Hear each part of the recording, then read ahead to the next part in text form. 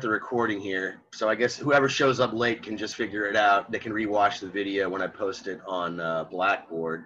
And occasionally I might pause to stop because I'm checking on the right here, the waiting room. And I have to like click the button every time somebody's waiting. But anyways, maybe we can stall for a few minutes and hopefully maybe the rest of the class will show up. I was just going to start off with any questions that people might have. You know, maybe you had any trouble finding the textbook, or maybe you looked at the syllabus or looked at the website and maybe have questions or concerns. You can either just open your mic or you can type in your questions in the chat box, however you want to do it.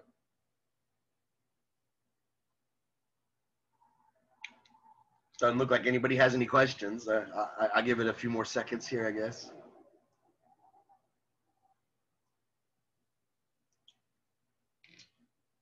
Okay, cool. Actually, it looks like there's 2 or 3 more people. We're almost at full. I think there's 41 or 42 students that are signed up for this class. I do actually have one thing I need to say. I've kind of changed my mind on how we're going to do this. I need to go on Blackboard and change some things and edit it. But I think what I'm going to start doing is, instead of having 2 Zoom meetings, we're just going to have one long Zoom meeting. And I'm just going to hit pause on the recording during our break. So we'll go for, you know, like we normally planned. We'll go for the first 90 minutes, you know, hour and a half. We'll have a break, 15, 20, 30 minutes if we feel like it. Then we'll come back for the final bit, you know, like a shorter lecture discussion. And try to get out of here maybe a little bit early every day. I don't know. We're supposed to be here until 3. Maybe try to get out of here by like 2:30, 2:45 if we can, right? We'll see how everything flies. But that's sort of how we'll do it. The reason I'm doing that is because as soon as I close the meeting, this video starts to convert into a video file, an MP4, that I'm able to post up on the internet. And it takes up a lot, you know, it really screws up my computer and all that. So it slows everything down. So the second meeting will be all screwed up. So anyway, so some of you might not have been here last meeting. I think most people were able to make it. It was kind of a disaster, I have to say. We didn't get started until like 40 minutes into class, and we didn't get nearly as far as I'd hoped. But without further ado, if anybody, you know, I guess I'll pause for just another moment. A few more people have shown up. Unless there's any questions, I'll kind of recap just a little, not much, and finish what I was going to talk about last time in my intro lecture, and then actually move on to Plato. So I'll just pause a moment in case anybody has anything to say or comments, questions. All right, doesn't look like it. Okay, so let me go ahead and share the screen here. Let's get back to the, we only have a few slides left here in this this one. Let's start the slideshow, this PowerPoint I've got for the intro lecture. So we talked about this last time, so I'm not going to dwell on these. It's going to come up throughout class, especially metaphysics today, because there's something we're going to cover. I was hoping we would have gotten to it last time. So we might get into a little bit of metaphysics today. But I'm going to rush through these 3, right? Philosophy in general. When we're looking at academic philosophy, college level philosophy, these are the main branches. Metaphysics, what we do here is we're asking questions about the nature of reality, what is true, what is real. Epistemology, this is examining questions concerning the nature of knowledge. How do you know what you know? How do you define that term, knowledge? What does it mean to know something? This won't come up probably till later in the semester, till after we move on from the Greeks, after Aristotle. This will become a little bit more important. And last but not least, and this will concern us probably more, is value theory. Under this, you know, under this umbrella of value theory is aesthetics, which is really the main topic of this class, is philosophy of art, aesthetics. But value theory would also include ethics. So again, I'm going to skip over a lot of this. That's just a quick recap. We did all this last time. What I want to talk about today to start off with, this is really important, I would say, for a philosophy class in general. One thing I didn't mention, and some might argue should be its own branch of philosophy. One thing I didn't mention is logic. We didn't talk about logic at all. Well, maybe we did, but if we did, I don't remember. But logic is another big part of academic philosophy. You can take, here at U of H, the main campus, I know there's at least 3 semesters. In fact, I think you can take Logic 3, sometimes Dr. Garson will teach it as either modal logic or mathematical logic, so you could take it twice.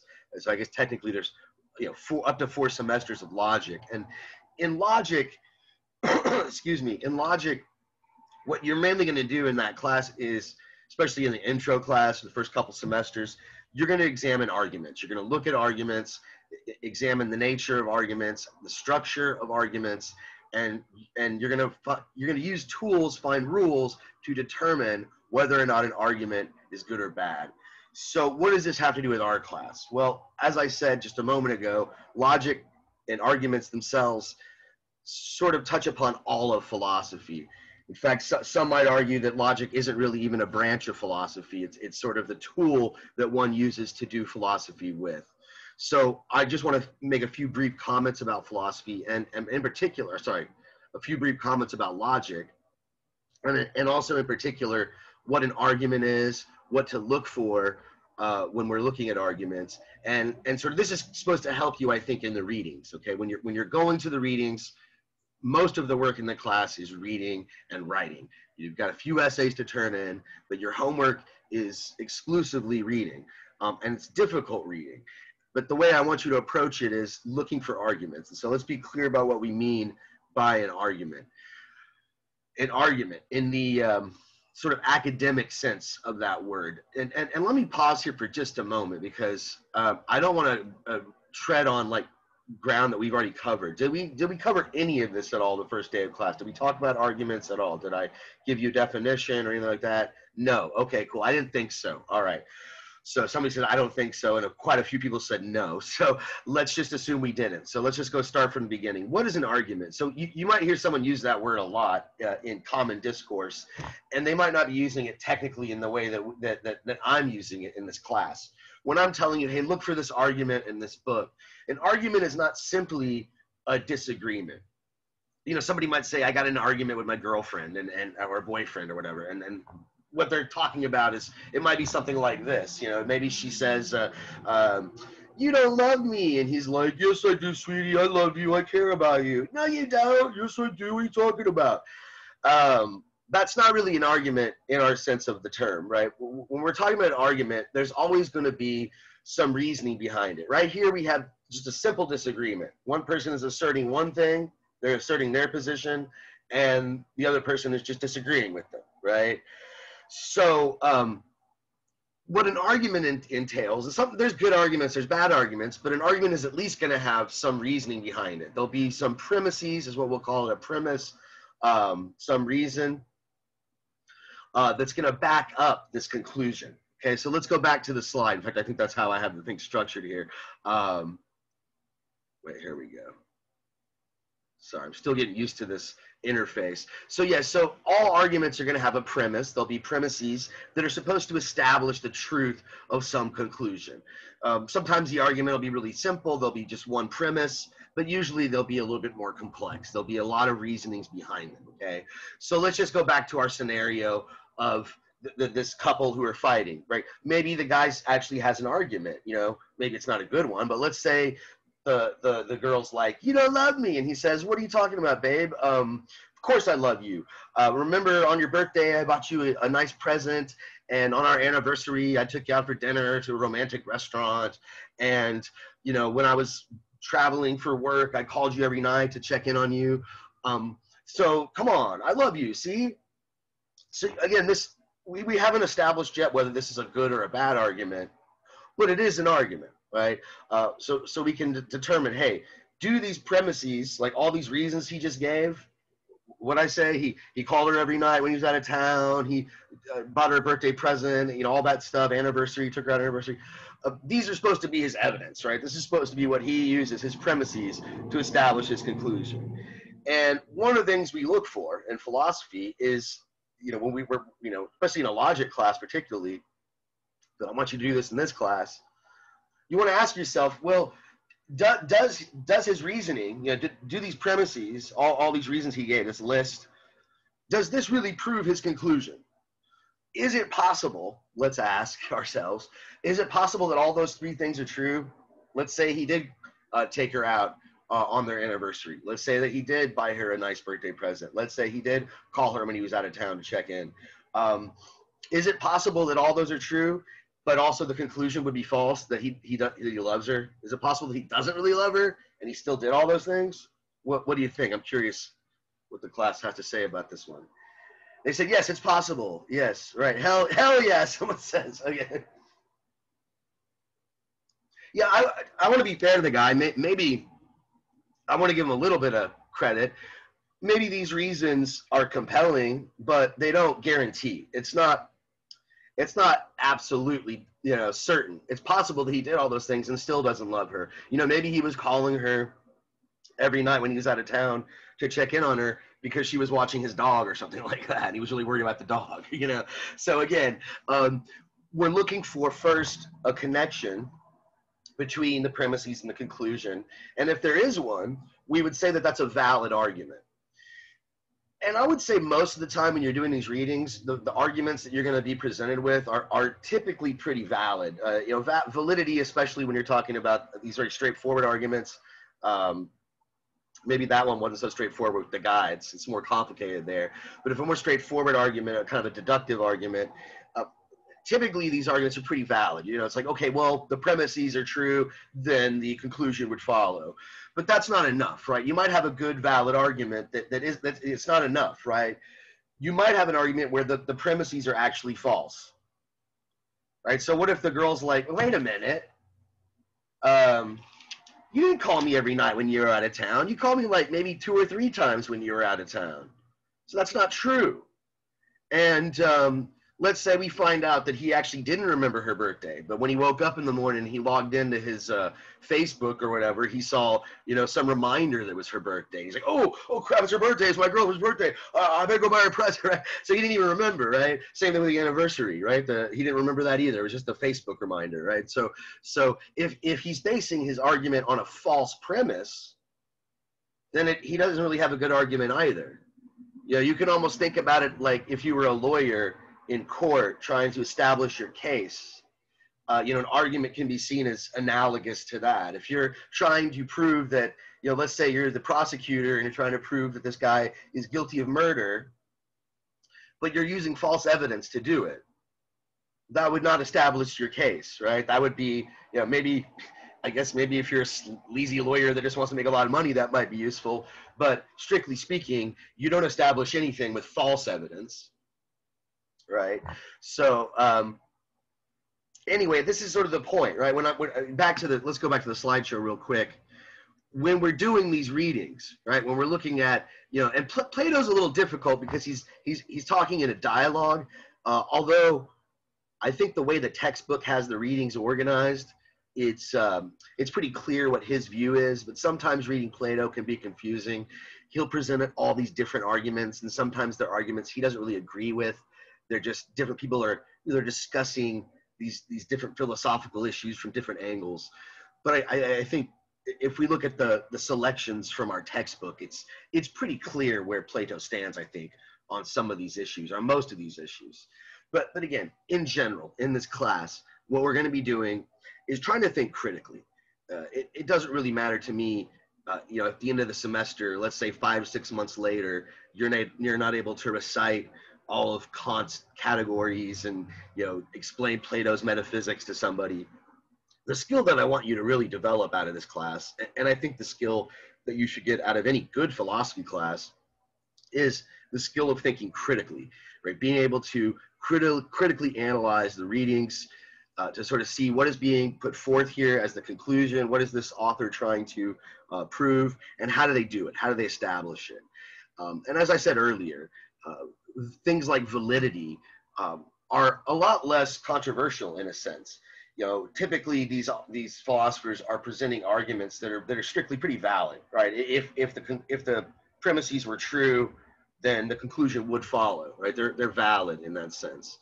And don't worry about all this terminology. If you don't remember the word validity or soundness, right? Again, the main point you're looking for is there a connection between the evidence, the reasoning, and what it's concluding, what it's trying to establish? Is there that connection? And then also, is there false evidence? Are there premises that I don't think are true?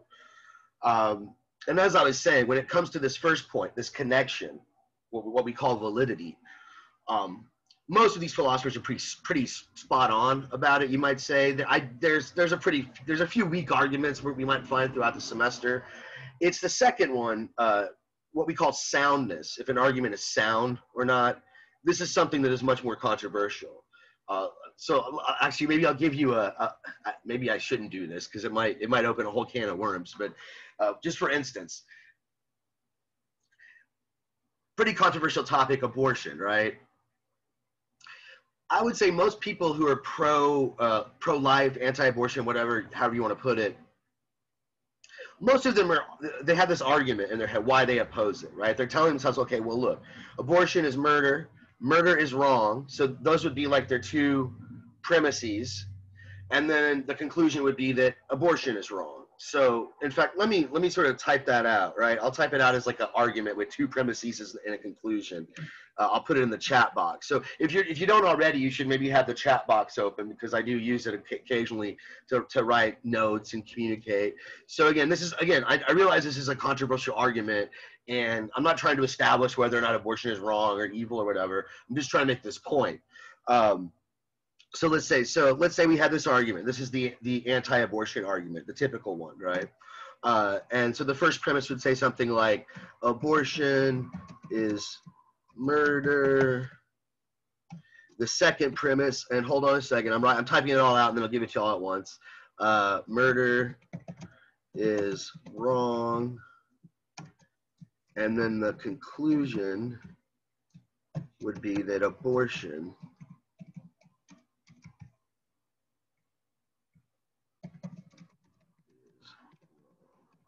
Okay, so if you look there in the chat box, you can sort of see the argument laid out, right? Two premises and a conclusion.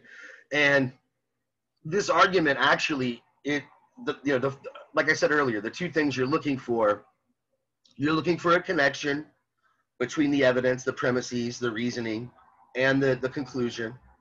And the second thing you're looking for is whether or not the premises are true. Like, is the evidence even true, okay?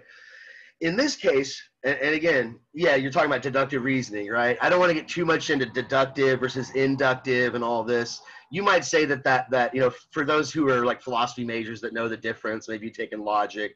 The first example, the example of the boyfriend and the girlfriend fighting, I think that would be kind of an inductive argument. It's sort of probability. But anyways, I don't want to get into too much into logic, right? This is just, I'm trying to make a really simple point. So, yeah, somebody else wrote another syllogism here. We live in a society. Society's wrong. We are wrong, right? Yeah, that's another valid argument, right? It's actually what you said valid. If the premises were true, then the conclusion would be true. Okay, and that's not controversial. Whether you agree or disagree that we're wrong, or whether you agree or disagree that abortion is wrong, the conclusion would follow if the premises are true. This is something that is, especially when you're talking about deductive reasoning, is non-controversial. It's like 2 + 2 = 4. Now, when it gets to soundness, right, when we're examining the truth or the falsity of the conclusions, that's when it's a little bit more tricky, right? If we look back to the original argument that I gave for the anti-abortion argument, you've got this sort of first premise saying that abortion is wrong, or abortion is murder, murder is wrong, therefore abortion is wrong. So you basically got the first premise saying that A equals B, second premise says that B equals C, and then you can conclude that A equals C. If you've ever taken algebra, you know that it's a mathematical formula. It just follows from the transitive property, okay? And it's not a math class, it's not a logic class, so I won't bore you with that. But here's where it gets interesting, and this is where it gets controversial. When we look at the premises, what were the premises again? Abortion is murder, and murder is wrong. I would hope the second premise, most of us would agree is true, especially if we define murder as something that is, just killing for the sake of it, or just killing because you're angry, or for fun, or whatever. No, I'm not talking about self-defense or something like this, or maybe in war, it's more complicated. But, cold-blooded murder is wrong, right? Most of us would agree with that premise. But the first premise, whether or not that's true or false, whether or not abortion is murder, that's where it gets more complicated. There might be some people here in this class who think that's true, and there's some people who might not. And then there might be some people who think, well, maybe it's murder after the first trimester, or if it's after that, it is, or something like this. It all depends on when it has a heartbeat. I've heard some Muslims. I've never heard an imam do this. Like they're usually like the clerics. They're like, no way, don't. That's a bad reading of the Quran. It's actually not the Quran, hadith. The hadith, there's a part where maybe it is the Quran where they talk about the development of of life, and how the embryo becomes a human and the soul is breathed into it on, I think, the 21st or the 22nd day. And some of I've heard like some Western Muslims trying to find loopholes using that passage, much to the chagrin of their religious leaders. Like, oh, well, you get an abortion before the 22nd day because the soul's not there yet, right? So the point I'm trying to make is that the controversies probably that we'll be dealing with and we might be debating in class are going to revolve around these premises, right? For the most part. You might see some pretty flimsy arguments in some of the textbooks. They're like, wait a minute, that doesn't really follow. That could be true, and that could be. That's not. There's really no connection between the reasoning this person's giving and what follows. So you might catch some bad logic here or there, but I think most of the controversy is going to be around the premises themselves, whether or not you take them to be true or not, and a lot of that's going to have to do with metaphysics. So as much as I'd like to focus on art in this class, you're going to see that some of these philosophers, we have to spend a little bit of time going over their metaphysics. This is particularly true of Plato, and also when we get to the later part of the class, when we start talking about David Hume and Kant, we'll have to talk about their epistemology, their theory of knowledge, to sort of set things up. So some days you might be looking at me like, when are we going to get to the philosophy of art stuff? But trust me, hang in there. Some of the stuff I'm talking about will eventually become relevant. We'll come back around to the topic at hand, right? The main topic, which is art theory, theories of beauty, aesthetics proper. Okay. So I've got one more thing to say here that I wanted to talk about on the first day that we just unfortunately didn't have time for. I was going to cover what's known as the allegory of the cave, or sometimes it's called the myth of the cave. It's from a book by Plato, who's our first philosopher. But before I do that, I'm going to jump into that here in just a moment. Let me pause, let me get a sip of water. And if anybody happens to have a question or a comment or anything, a point of clarification, now's the time to do it. I'll pause for like 20 seconds or so.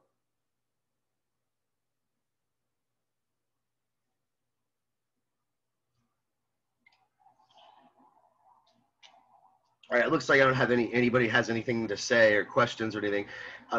I'm curious though. I think on the first day somebody here was saying that they've taken philosophy classes. I can tell from your comments some people have taken philosophy before. I'm sure some of you in here have heard this before, the allegory of the cave, Plato's allegory of the cave. You can just put in the chat box, yes, yes, yes. Wow, I got like 2, 3, 4, kind of, 5, 6, 7, 8. Wow, quite a few. Okay. All right. So like 8 or 9 out of 42. Not quite a quarter of the students.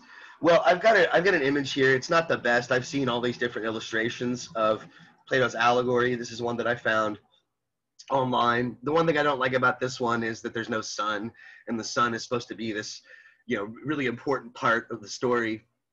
But anyway, so for those of you who have never heard this, I'll go through it and tell you the whole thing. I'll try to keep it brief because I do want to move on and get to the actual reading. We're going to definitely dive deep into Plato. But this might help you understand Plato in general, but it also might help you understand philosophy as well, and kind of what we're going to be doing here. Sorry, somebody just chatted. I'm checking it out. Good animation on YouTube. Yeah, there's actually, I've seen an old, like black and white with, I think, Orson Welles doing the narration, and it's animated. So I don't know if that's the one you're talking about. I'm sure there's even more recent ones too. I know PBS did some like, what's it called? I don't know, some Crash Course Philosophy, I think is the name of it. And they cover this. But anyway, this comes from The Republic, and we'll be reading selections from that today, right? The Republic is considered by most, if in general it's a work of political philosophy, but there's aesthetics in it, a philosophy of art, there's all sorts of metaphysics. In fact, this allegory is really seen mainly as a kind of metaphysical allegory. This is supposed to represent Plato's overall view of the universe, this sort of picture of reality. And so Socrates, just like in most of Plato's dialogue, Socrates is the one doing most of the talking. So he's the one who relates this story. And he starts off by telling us about this cave where all these prisoners are kept. And so you see here in this illustration at the bottom left, they've got these prisoners with their backs up against the wall. And, you know, maybe not be obvious by this illustration, but they're supposed to be chained up in a way such that they can't turn around. They're not able to see behind them. They can't see the wall behind them. They can't really turn their heads except for looking kind of straight in front of them. So all they see is the wall before them. And behind them, you've got this platform, this wall, and a procession behind it that are holding up these puppets, these figures. And behind that is this big bonfire in the cave. So their whole life, they're staring at these shadows, right? And at this point in the story, the guy who's talking to Socrates interrupts him and says, "This is very strange. What's strange? What a strange situation. What strange prisoners?" And Socrates says something like, "Not at all. This is actually how we are, right? We're all in a similar situation." So we'll talk about that in a second. You know, how is it that we're like prisoners in this cave? Well, continuing on, in the story, one of the prisoners gets loose. You know, eventually he wakes up one morning, his chains are loose. He's able to turn his head around and eventually break his chains loose completely and get around the wall and crawl through the cave.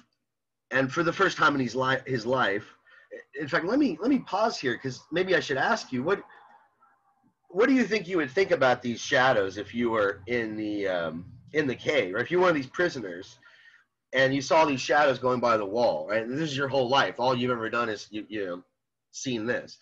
Would you know that what you're looking at are shadows? You're like, oh, there's a shadow of a man, there's a shadow of a bird, there's a shadow of a vase. Not at all. No, not at all. So what would you think? You wouldn't think they're shadows. That would have been my reality, right? You would have thought those were the real things. You would have thought, well, that's the man, that's the vase, etc., etc. Good. All right, good. So when the guy escapes and he sees the cave for the first time, it must be pretty unsettling. He realizes for the first time that those are just shadows, and that the shadows, although they resemble the real things, you know, this shadow looks like the horse, but it's longer, it's distorted, it's a lot taller, right? All of these other things. It's not an actual thing. It's just a shadow of a thing. So eventually, you know, it takes him a while, but there's this long, arduous journey up and out of the cave, and eventually the prisoner is able to escape. And for the first time in their life, they're able to see the surface, and the sun is shining bright. And that's why I don't like this one, because there's no sun. Okay, but what happens when you see the sun for the first time in your life, do you think? If you're some cave dweller, what's going to happen to you?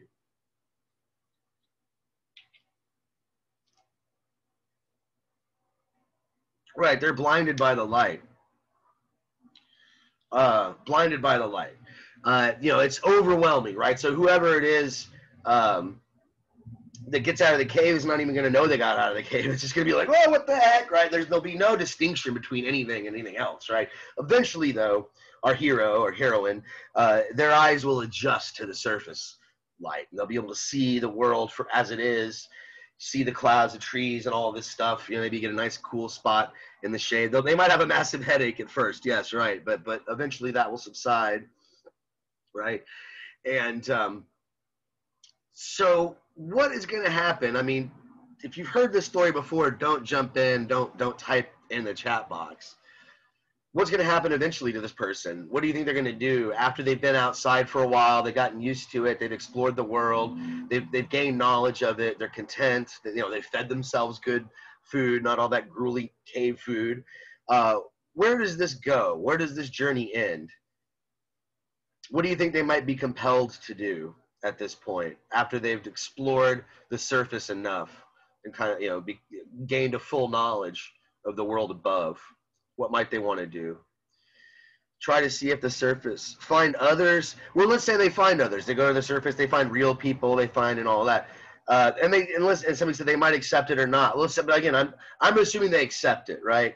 Obviously, at every stage of the journey, there's going to be a little resistance, right? What the heck? This was my reality, but wait, no, now it's not. But let's just say they get out of the cave, you know, they're blinded by the light, but they're going to deify the sun. That's sort of what Plato, well, I don't think Plato literally wants us to deify the sun, but he does use the sun as a symbol for truth and wisdom and the good, namely, which we'll get to later this semester, but you know, more on that later. Revenge, well, revenge on the people who are deceiving you. We'll talk about the people who are deceiving you in a minute.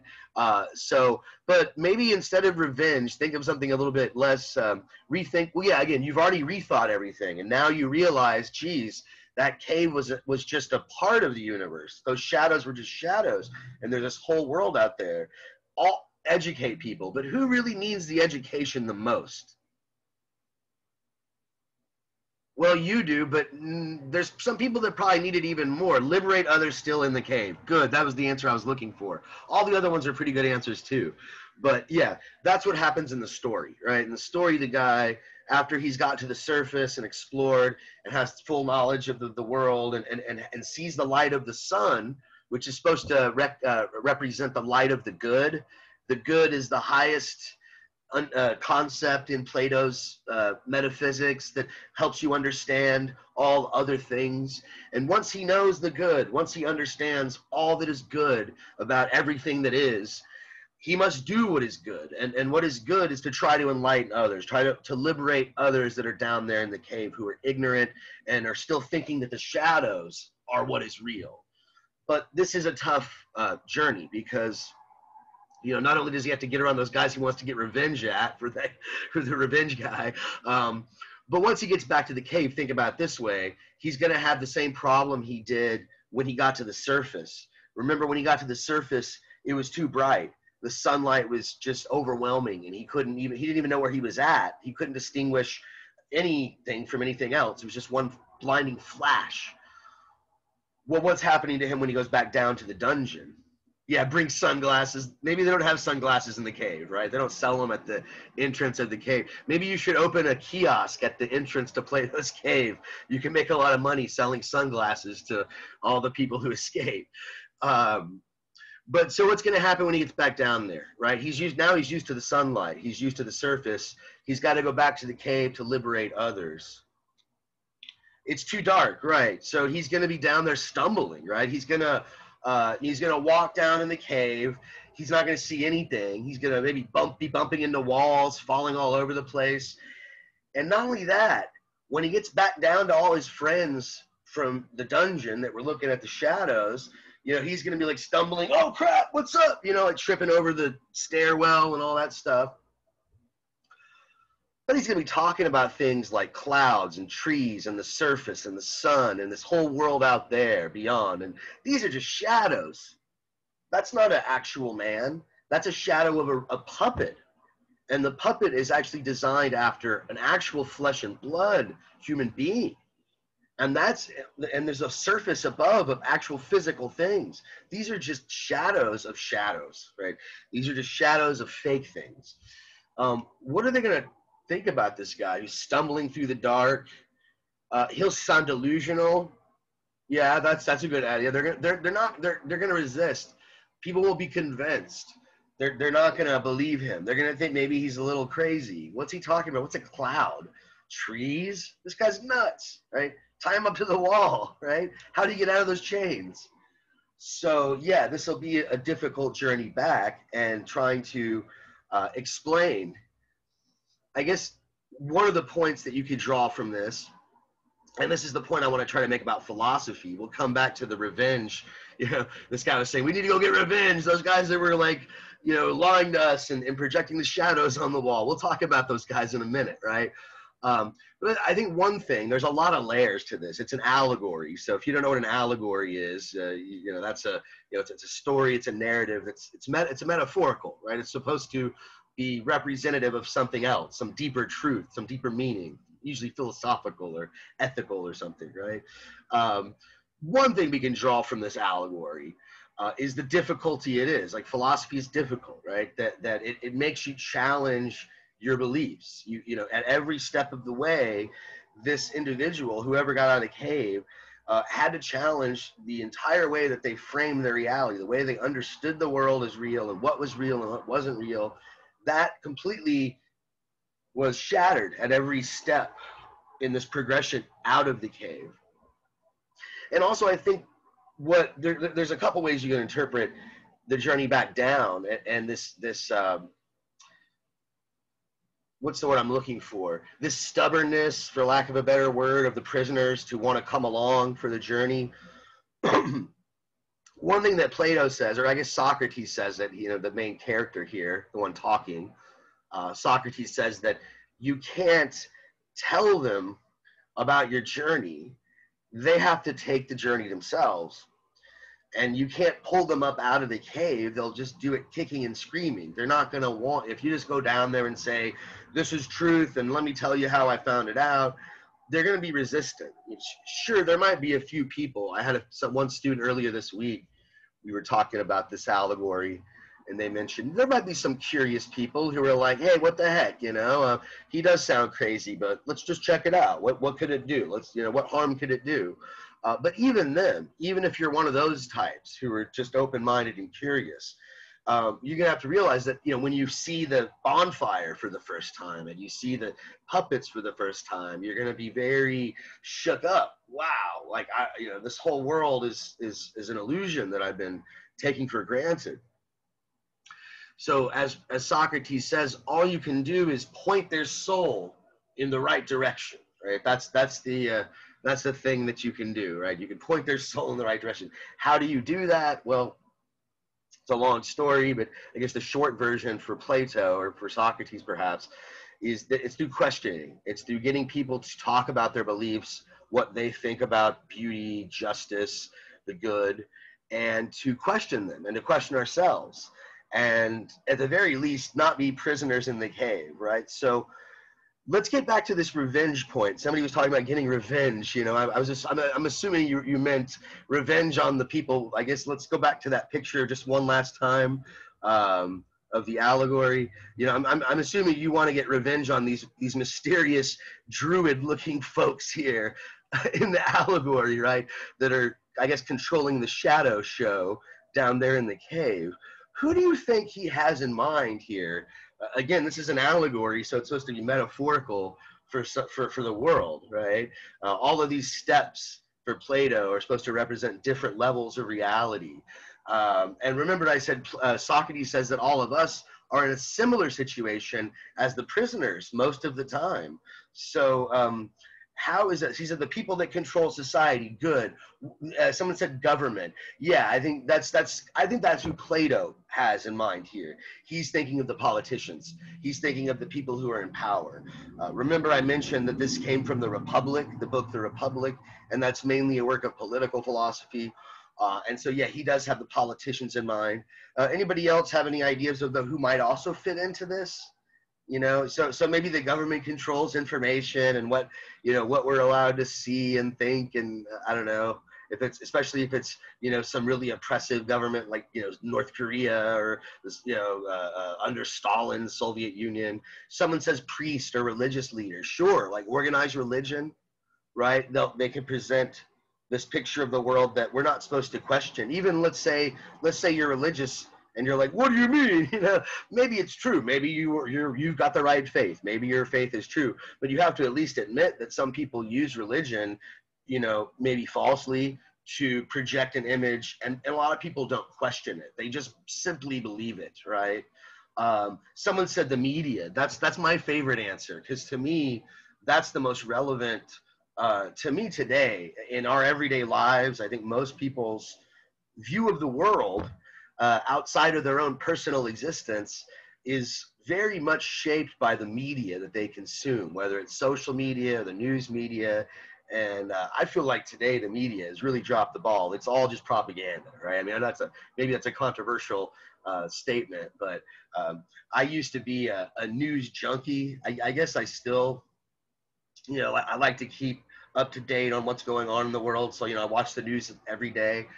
But I used to be just unhealthily into it. When I was going to UH to get my master's when I was in grad school, if I wasn't at school or studying, I was watching all the news channels. I would flip from one to the other, every one of them. I'd watch, Fox, CNN, MSNBC. I'd go to the foreign stuff, the BBC and the Al Jazeera.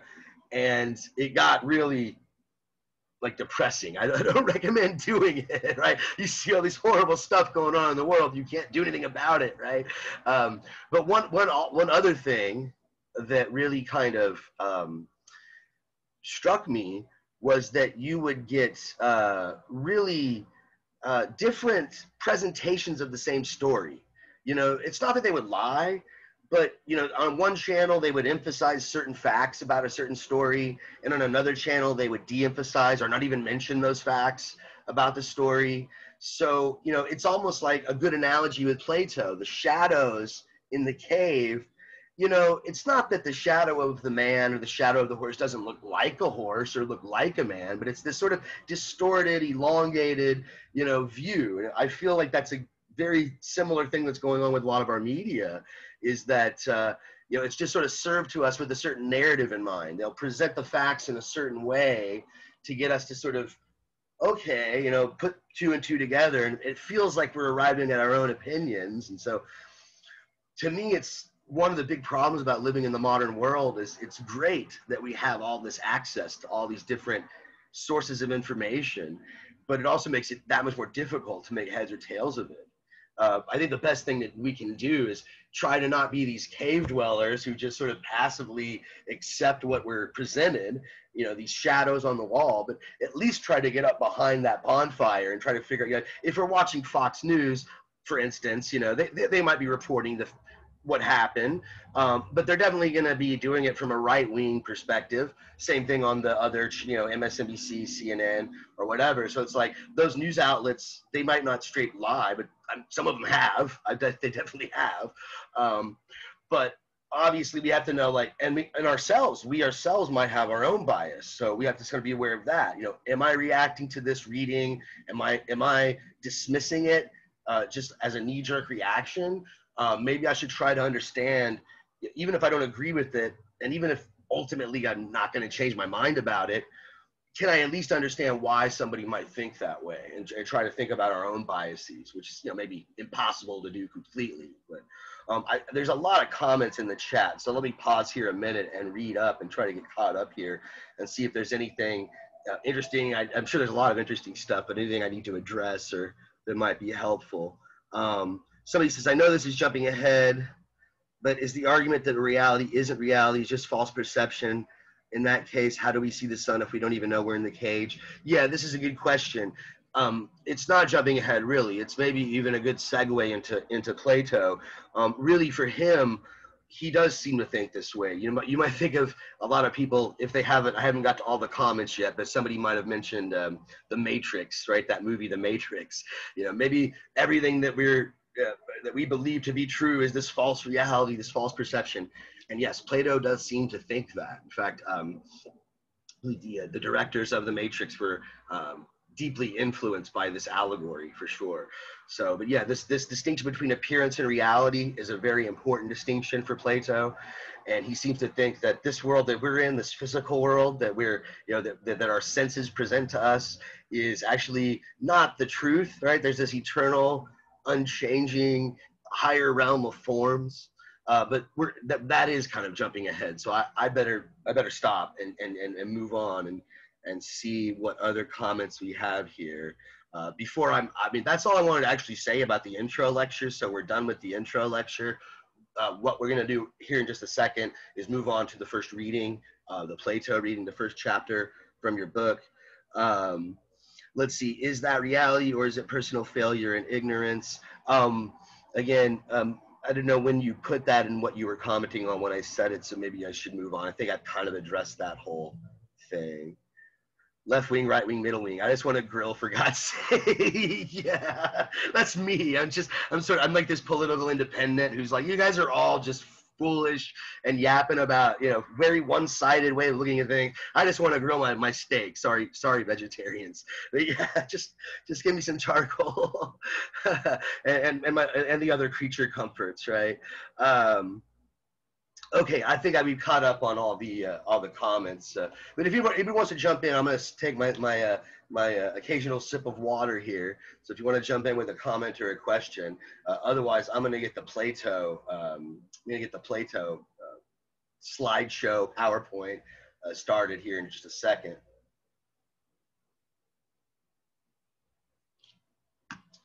Okay, I'm not getting anything. I'm curious though, and you can just write this in the chat box at any moment. If anybody's having any problems getting a hold of the textbook, please, just, for my sake, I'm just kind of curious, just go ahead and type it there in the chat box. But let's go ahead and I'm going to share the screen again, get to this Plato outline. Now, all these outlines should be available on Blackboard. Whoops, sorry, didn't mean to do that. If they're not, let me know, but I'm pretty sure they're all up there now. Hold on a second, let me get to the slideshow. Beginning. All right, so we're gonna try to get as far as we can into this. Let me see how I'm doing for time. All right, it's 12:49. We're gonna break at 1:30. Yeah, we're doing really, really good. Also, we're going to get through a lot of Plato today. We might even get through that first PDF file. So, for those of you, I just mentioned the textbook. Don't forget that a big portion of the first chapter is available on the website, on the Blackboard website. So the first section that you get from the textbook, right, the first excerpt, these are all just a bunch of excerpts from different dialogues of Plato, is actually very understudied. It's underappreciated, you might say. Dialogue of Plato's called The Statesman. Sometimes it's referred to as Politicus. It's one of his only 3 dialogues where he writes on politics mainly.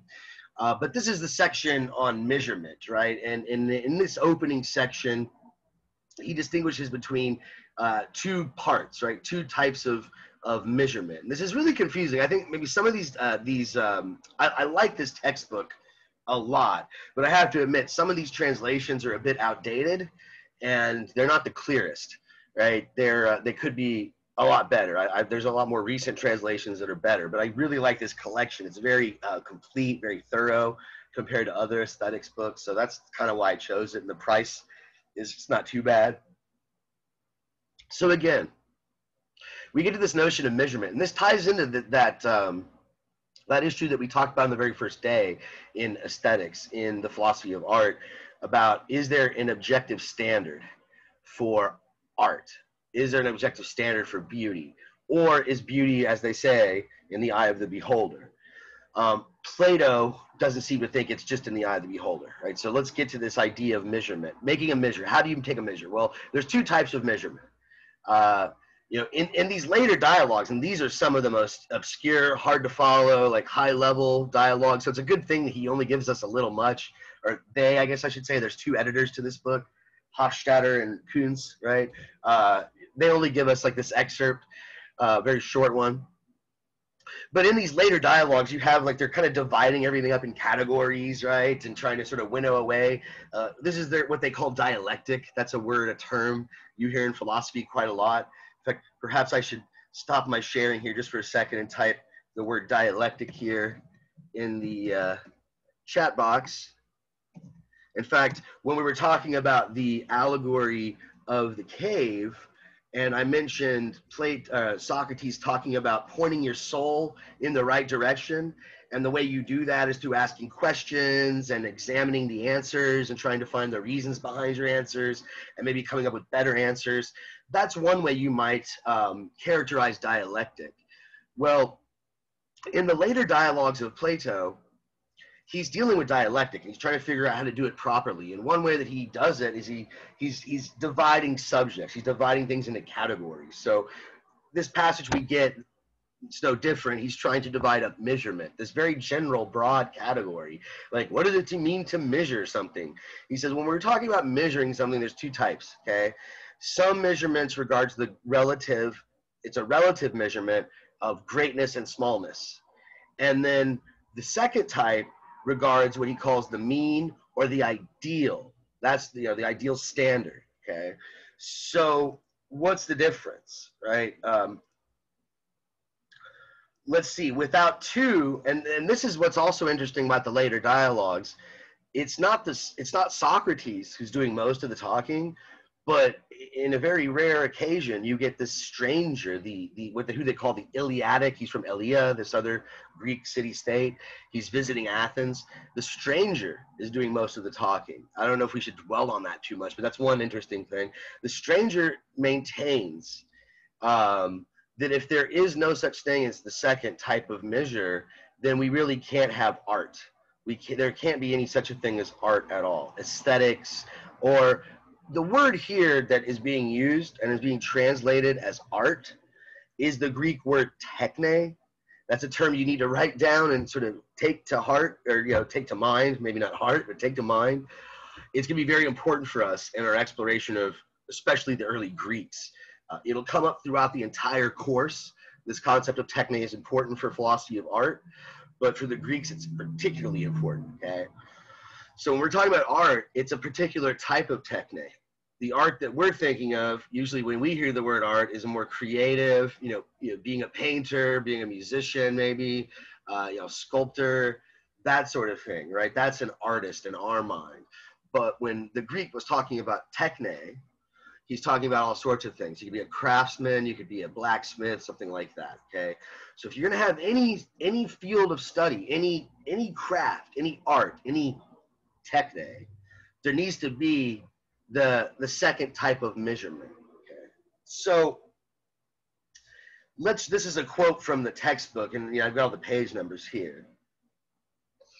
He says, all these arts are on the watch against excess and defects, not as unrealities, but as real evils, which occasion a difficulty in action. And the excellence of beauty of every work of art is due to this observance of measure. Okay, so there's a measurement that deals with excess and defect, right? Something that can be excessive, too much, or defective, it's not enough. And these are not unrealities, these are real things. Things that are beautiful, they are in the ideal, in that ideal. And if there is no such thing as an ideal, if there really is no ideal, then for him, the stranger argues, there is no art, there is no techne. So if there are arts, he says, there is a standard of measure. And if there's a standard of measure, there are arts. Right? There are these different fields of craft, right? But if either is wanting, there is neither. So it seems like there's this symbiotic relation, at least how he puts it. That makes it somewhat confusing. Which one is based on the other, right? Is the measure, the ideal standard, what makes the arts possible, or are the arts what create the standard? That's going to be an issue that we're going to see repeat itself throughout the semester. So you can maybe think about it this way, right? What we call beautiful, right? What we think is like a beautiful painting, for instance, is that something that just existed before we discovered it, or is it something that was revealed to us through artists, or created through artists, or developed through artists? Is it go back and forth, right? Let me pause here for a minute because I want to make sure that we're following this, right? There's two different types of measure. In fact, hold on, let me share the screen again and back up to that slide that we started with. So backspace. So you've got these two types of measurement. What could someone maybe jump in, or if you can't, maybe I'll have to do it for you, because I know, like I said, some of these translations aren't the clearest. What is he talking about with these two different types of measure? What's like what's an example of like the first type? What would be an example of the second type? So he says the first is when we're measuring things in regards to greatness, relative greatness and smallness, and the second is an ideal standard. So what would be, an example of the first type?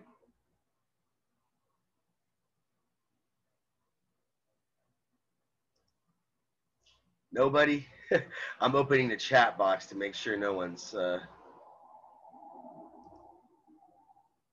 Nope, nobody's got any clue, it seems like. I hope y'all are doing the reading. That's all you have to do for homework.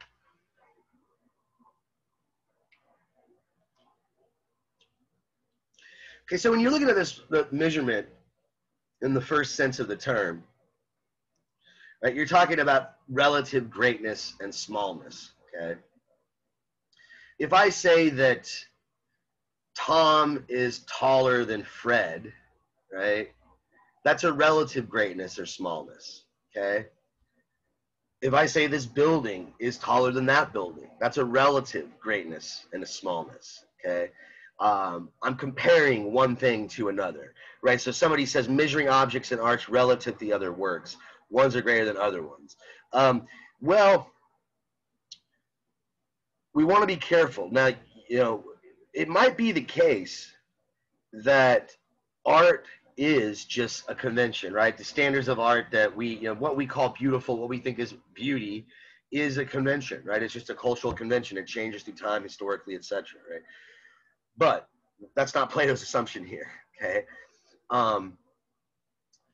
You know, he might say that if you compare certain works of art to others, it might help you understand this ideal standard in the second sense of measurement. But it's not the same thing, right? We're talking about greater or smaller, you know, in terms of this building is taller than this one. We have a measurement that's based on a metric system, let's say. You have a metric system.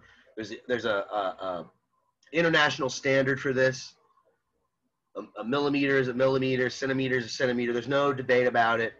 And if I say that a building is, you know, this much taller, this much higher than another one, this many kilometers or meters higher than the other, then that's what we're talking about measurement in the first sense.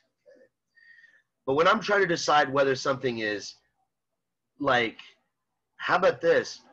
Whether a painting is good or bad, or whether or not a piece of pizza is well cooked or not, whether it is a delicious piece of pizza or something like that. How do I decide that? He thinks it's something like it's got to be this ideal, right? So the perfect pizza would have to be something like, I don't know, it's not overcooked. Maybe you like it crispy, but if it's burnt, you don't want it burnt. And if it's too doughy, then that's kind of gross, but maybe you like it doughy, you like the Chicago style or whatever, okay? But it's this ideal, it's this perfect, just good, right? And every other bad or good pizza is judged off of that ideal standard, that mean, okay? So somebody here, Hassan, puts relative to each other and relative to the ideal. Good, that's a good way of putting it, right? So there's this ideal standard that it just is right, it's just correct. Somebody asked, how do we arrive at the ideal? Very good question. Excellent question. In fact, you might argue that is the entire project of Plato. His whole philosophy is trying to arrive at an account of the ideal. What is the standard? He seems to assume that it is something, right? There is this ideal, there is some standard, and you can get to it through dialectic. You can get through philosophy, through discussing truth and beauty with others, and examining, you know, your questions through reasoning. But somebody was asking about the golden ratio, like Goldilocks, you know, not too warm, not too cold, just right, that sort of thing.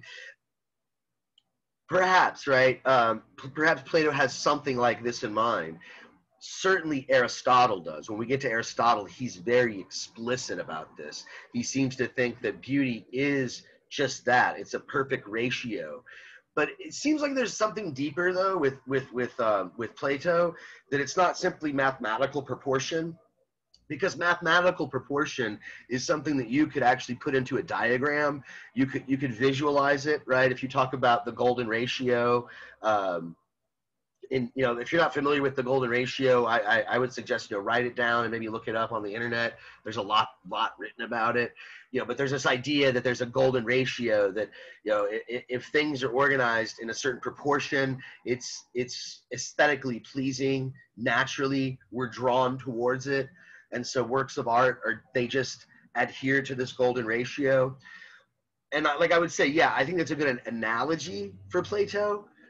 But I would argue he would probably say it is simply an analogy. The ultimate good, the ultimate beauty is actually something one couldn't even visualize or put into a mathematical formula like that. It would be just something you would just completely know directly through the intellect. And you wouldn't visualize it. You would know it directly with your soul. Just like you know that you love somebody. You don't have to understand what that is. You just have that emotion and you have that feeling. You directly know it. You might be able to give an account of it to somebody so they understand it as well. But for him, it is something that is, very, otherworldly, you might say. But maybe I'm jumping a bit ahead and getting too metaphysical when I don't really have to yet. But the main point of this passage, again, is this this idea that there is a measure, there is a right answer, that there is an objective standard for beauty. There's an ideal standard, and all the works of art that are good, they're the ones that come close or try to adhere to that ideal. And someone asks in the comments, Plato believes the ultimate beauty is divine. Yes, he does. And we'll get to that not till the very end. That passage from the Symposium at the end of the chapter where we get this account of the beautiful itself. He does seem to think it is divine in a certain sense. It is, almost of the gods, right? All the gods, the divine, they're beautiful. And the beautiful itself is one of the highest things, one of the highest things you can experience.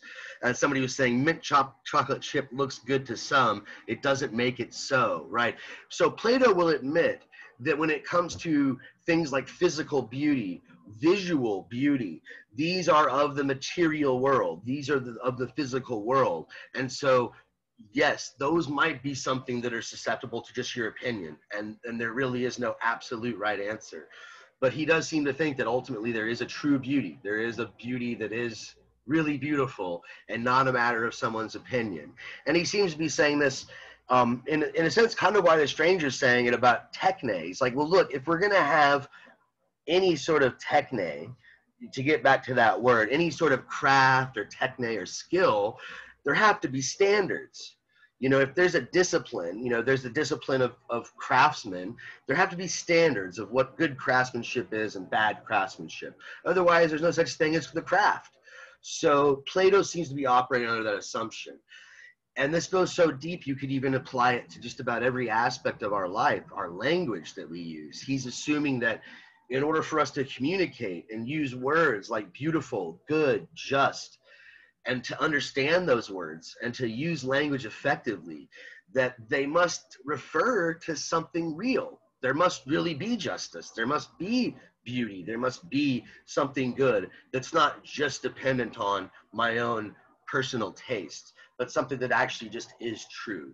We'll get to some of the objections to that when we finish up Plato. I'll always, at the end, if you guys don't bring up the objections, I'll bring them up at the end. But there's certainly some flaws with this approach to metaphysics, to understanding reality in this way.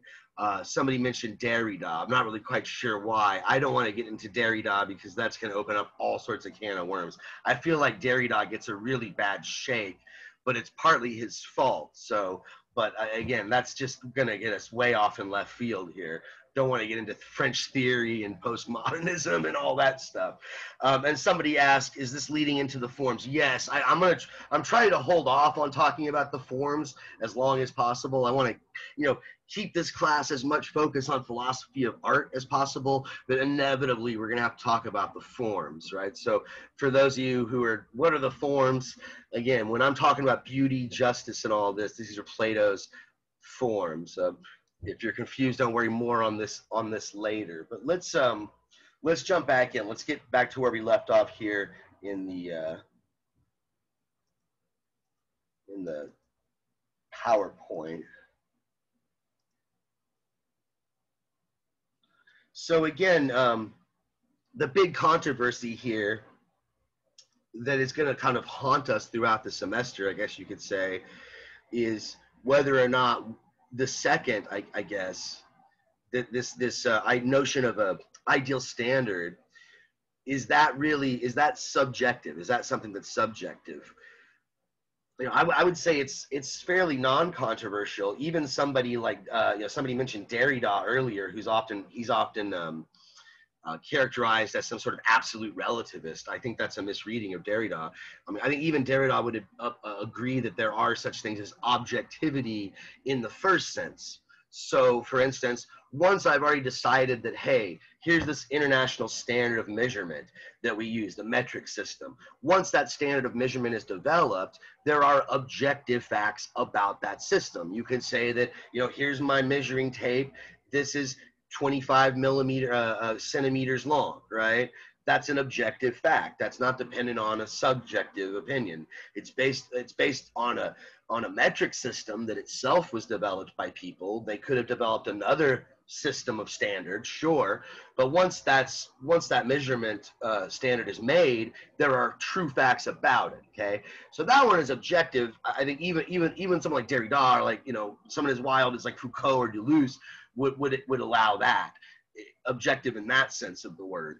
But the second one, that's the controversial part. Plato's going to say that number two, this ideal standard, this perfect standard of beauty, is objective as well. It's not subjective. It may not be obvious what the answer to the question, what is beauty, what is justice, those seem very subjective or historical, but Plato wants to insist, no, there's a right answer. It may be hard to articulate, it may be hard to understand, but eventually we'll get to it. Through deductive reasoning, I don't know if I want to use the word deductive, but certainly through reasoning, through inference for sure, whether deductive or inductive, we're not going to worry about that too much. I don't want to get too technical, you know, for the sake of other students who don't even know the difference and what the difference is. But certainly through reasoning, through some inferences, through using reasons, and typically engaging in a dialogue with other people. It seems like that's what Plato encouraged. You have to not just think about it on your own, but you have to explore what others think about it, and look at each other's arguments for each other's positions and try to come to better positions.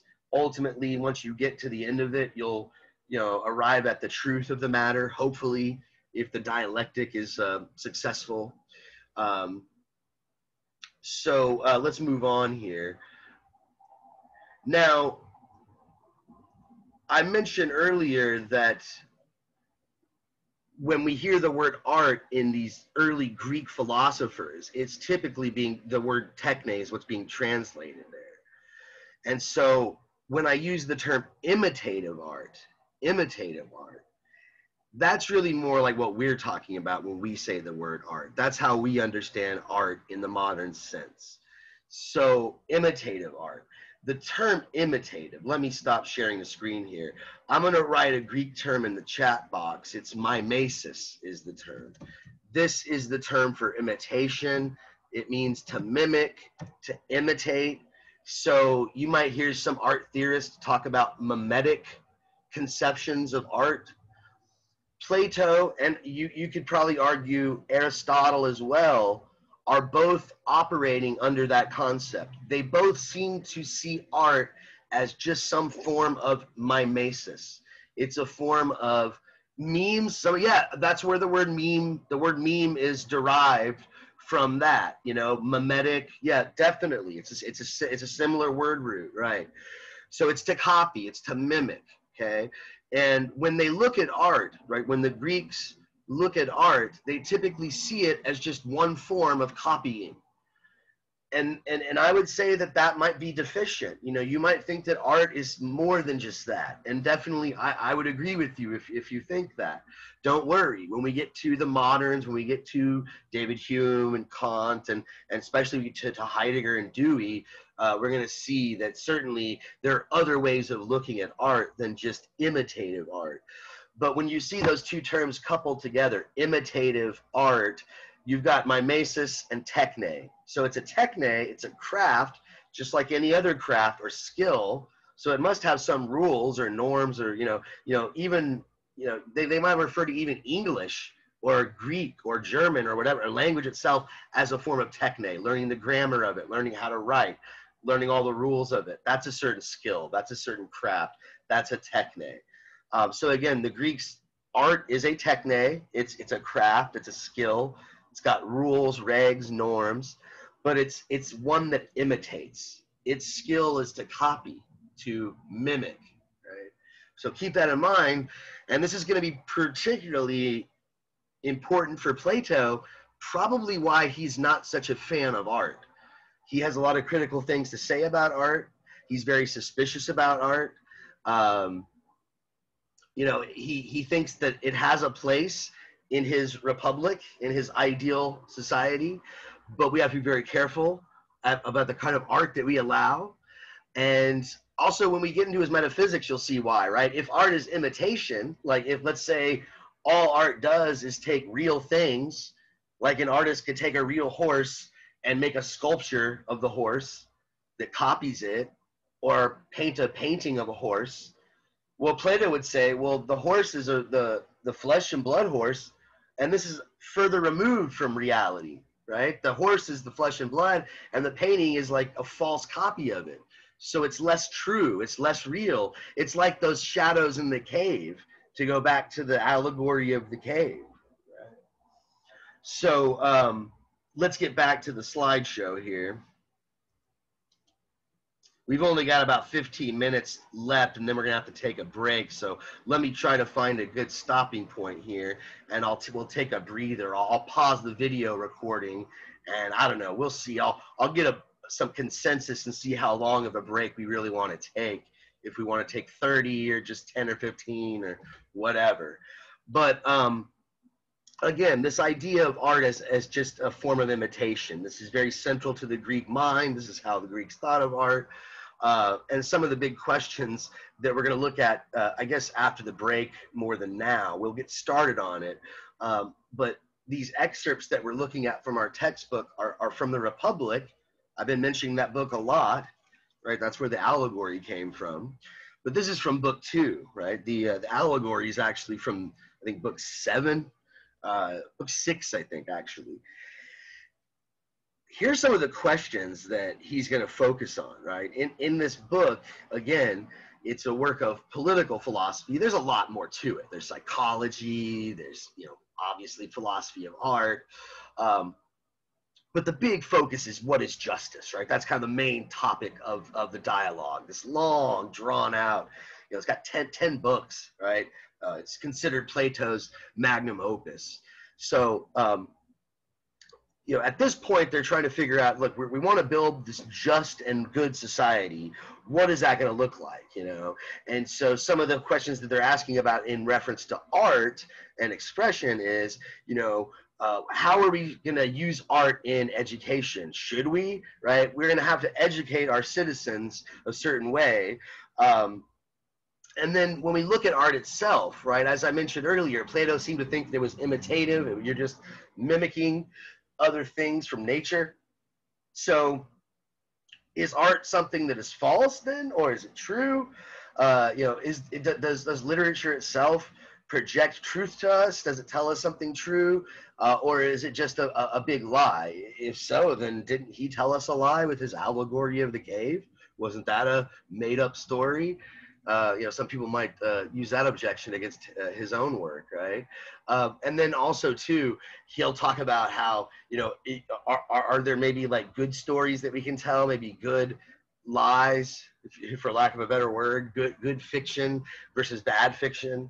And we're going to talk about this concept of the noble lie, as it's often referred to in Plato, that actually sometimes is okay to lie.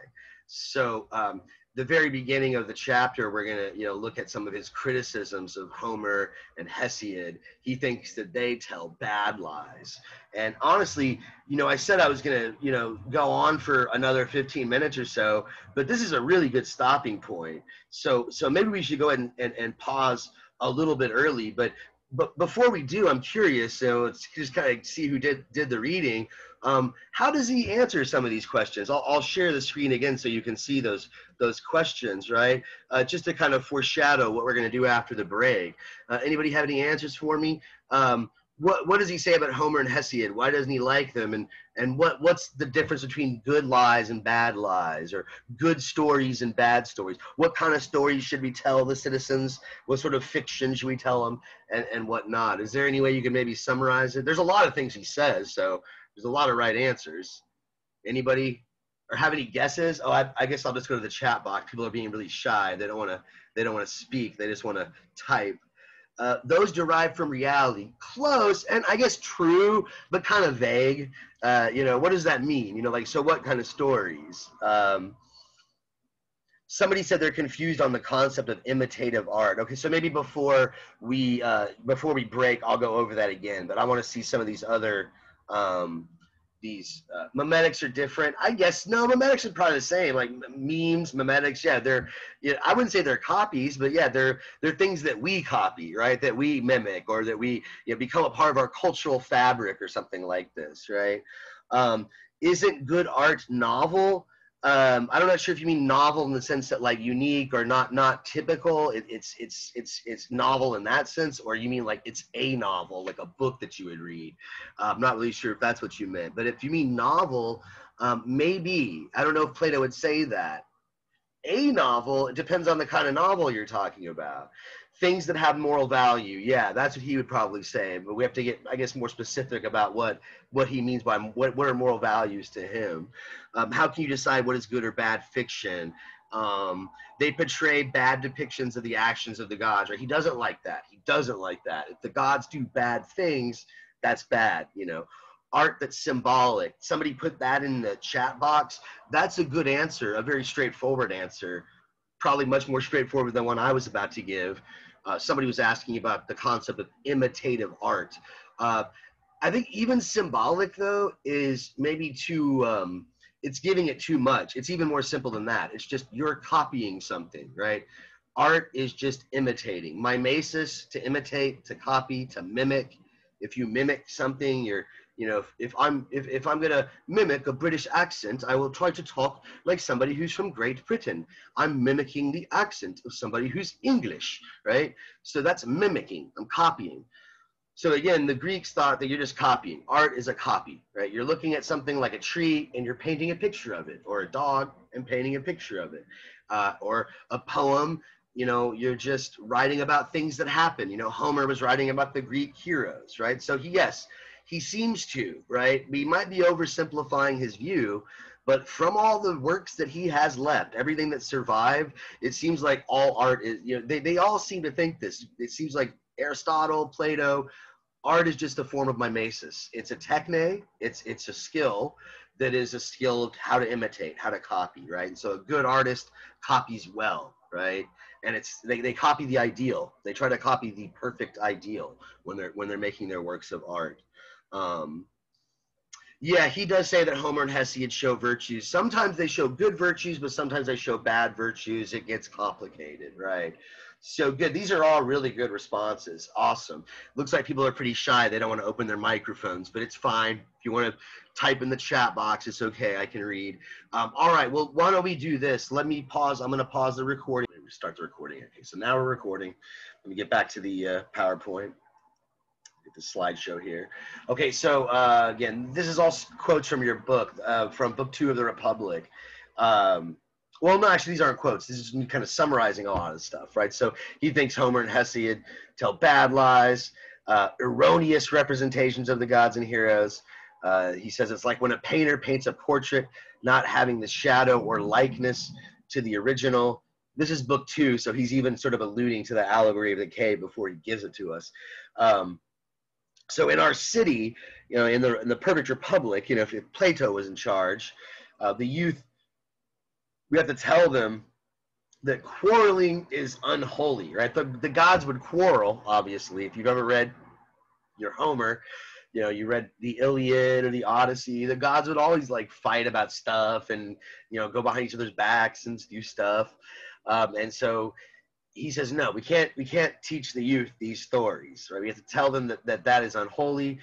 And we also have to tell them this: never before has there been any quarreling between citizens, right? So these are examples of what he calls good lies. Okay, so a good lie for him would be a model of virtuous thought, right? And a bad lie would be, I guess, the opposite of that, right? So these stories about the gods, he thinks they're lies. We'll get to why that is in a second. He's got an argument for why these must be lies. Like, how does he know? Maybe there is a Zeus and he did all these naughty things, you know? But he knows that the gods aren't this way.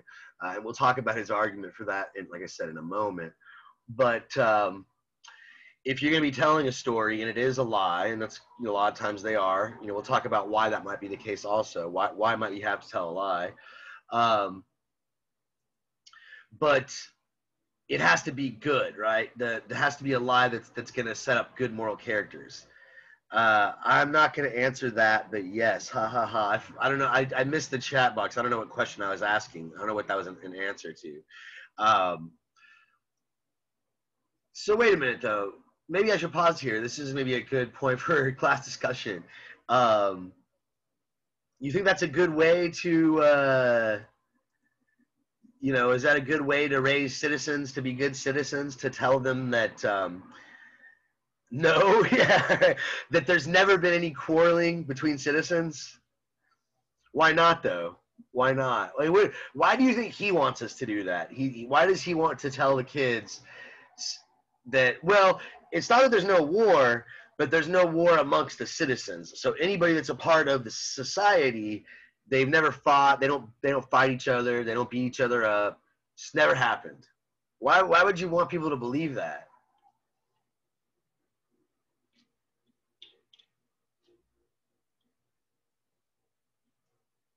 Nobody has any ideas? It's like the abstinence argument. If you teach school kids, they won't do it. We all know it's going to happen. Yeah.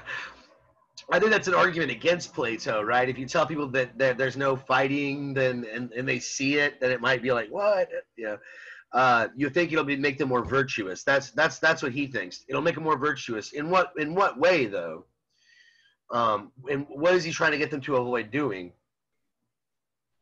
Would it kind of be like see no evil, hear no evil, speak no evil, so then like they don't do it? I think that's his prescription. I don't know if that's a good prescription. Yeah, he's sort of like, don't tell them about all this bad stuff, especially when they're kids, and especially because they're not philosophers. They're not wise philosophers like us. And so they might take the stories the wrong way, especially if they see the gods doing all these bad things and fighting.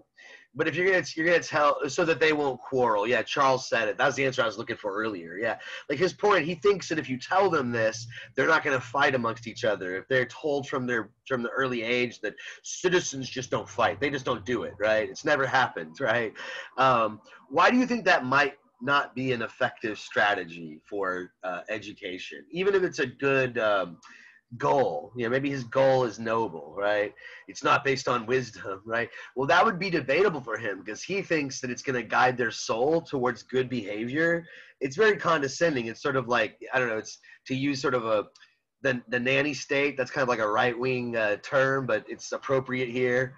Plato is sort of advocating for this nanny state. You know, we're going to look over you, and it's wise to lie to you, right?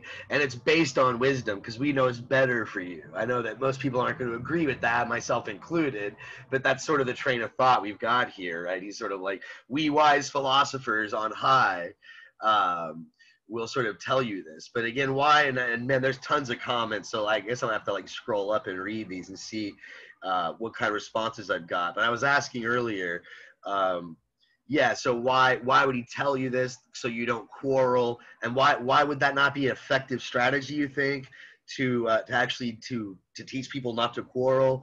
Let's see what you guys put. It's unprecedented to act that way. They won't act that way. Yeah, that's what they'll think. That's the idea. It's not based on wisdom. I already addressed that. But we're told this in their youth. Yeah, they were told in their youth, but still, I mean, eventually what's going to happen? Yeah, try not to glorify those actions. Obviously, that's why he doesn't want. People are smart. They'll do what they want. Okay, so there's two things there. They're smart. I think that's one point. second point, they'll do what they want. So they might get angry and still quarrel, right? If you quarrel, you're angry. Maybe this might not work for that reason. But I think the smart part, because they're smart, what might happen eventually. Because there's fighting either way, besides him saying, good. I think that's the thing, right? They're going to eventually see fighting, right? I remember when I was a kid, I guess fifth grade, you know, you call somebody a kid in fifth grade. I didn't think I was a kid back then, but I was definitely a kid. They made us do this program called DARE. I'm not sure if you're familiar with the program DARE, or if anybody here had to take it when you were a kid. But it was an anti-drug. It was like drug resistance. What was it? Drug awareness drug awareness and resistance through education. And I think they've actually done studies on it. It was very ineffective, that drug use actually went up amongst kids after that program came out. But they'd used a lot of scare tactics, and they would over exaggerate. They'd be like, if you smoke marijuana, it can be addictive, and you're gonna, you'll rob and steal for a joint, and it's like, if you meet someone smoking a joint that's not crazy and addicted, or you smoke one yourself, you're gonna be like, this is bull crap. Like, eventually you're gonna encounter things in society, like people fighting who are the citizens, and you're gonna be like, wait a minute, I was told citizens never fight, but look, here's citizens fighting.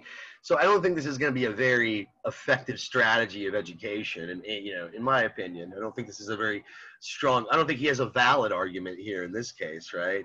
I don't think his conclusion is going to follow from his premises. Okay, there's a bunch of messages now, so let me scroll down. Yeah, people were laughing about the DARE comments. Yeah, so, yeah, I remember, man, when I took it, we had to do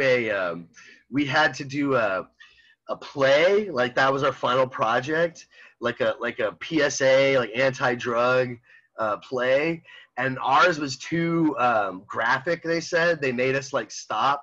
I played the cop, and this other girl played the police, and we were busting the drug addicts, and but we had all this fake, like a fake joint, and a fake, we used chalk to do fake cocaine, and they were like, we can't have this, this is too, it was too graphic, because we were going to show it to the parents or whatever, and so it was sucked, because we put all this effort into it. We were so pissed off. It was really good. We enacted it. We had the whole all these statistics and stuff, but yeah, the teachers were shocked. Dude, we had the juggies, we made them dress all bummed out, all scuzzed out, and we were all straight-laced looking, and yeah, they were freaked out. But yeah, I digress. Police brutality in grade school. Yeah, because we were, as the cops in the reenactment, we were pushing him against the wall and handcuffing. You're going to spend this much time in prison for this much marijuana, young man. It was yeah, that's what we did. That was our final project. But we ended up at the last minute, they said, no, it's too graphic. You can't do it. So it sucked. We had to just stand there and basically read our lines. Without all the props and stuff, so it was totally lame. But anyway, so I digress. DARE was not effective, right? At least it had people are trying to make. I seen people out in front of CVS trying to get you to donate to DARE. Apparently that organization is trying to make a comeback. But anyway, it's somebody mentioned abstinence only programs earlier, and I don't think those are very effective either. Teens are still having sex, right? And at a higher or lower rate, whatever, depending on where you're looking. Actually, I heard it's lower recently. I heard millennials aren't as sexually active. That really sucks for you guys if you're a millennial or Gen Z. So more about good lies, right? So remember, he says, so the bad lies you want to avoid are things about the gods quarreling, right? That picture, let's back it up here a couple slides. This is what is it, Kronos being destroyed or being killed, and this is actually mentioned in the reading, so maybe we should hold off on that. I won't say too much about that. But so again, more about the good lies. What's a good lie for Plato, right? He says, so if we're going to have a good society, the ideal republic, the founders of the state, they have to know the general form. So remember, we were talking in the first part of the class about the ideal standard, right? So the founders of the state, they have to intellectually understand what is good and correct and right, and they have to know the general forms in which poetry should be written, right? How the poets should cast their tales, and the limits, right? What they're not supposed to do, right? How you're supposed to censor them. And maybe I should also pause here for a moment, because this is the first time, at least that I'm aware of. Maybe I said it earlier and I forgot, but this is the first time that the word poet has come up, I think. And the word poet is another term we need to explain a bit, because in the Greek mind, it has much broader connotations, I think, than we have when we think of poet. And since he's talking about Homer and Hesiod here, maybe that's not so important, because they were poets in this kind of the sense that, you know, they wrote poems. They were epic poems, very long, you know, book long. They weren't like these short little, you know, 4 or 5 stanza poems, but they were poems. They had a meter and a sort of rhyme to them. But the word poet in the Greek mind, it was maybe more appropriate to translate it as artist. The word poesis, I'll type that in the chat box, right? Poesis. Let's see here. Poesis. Spell it, right?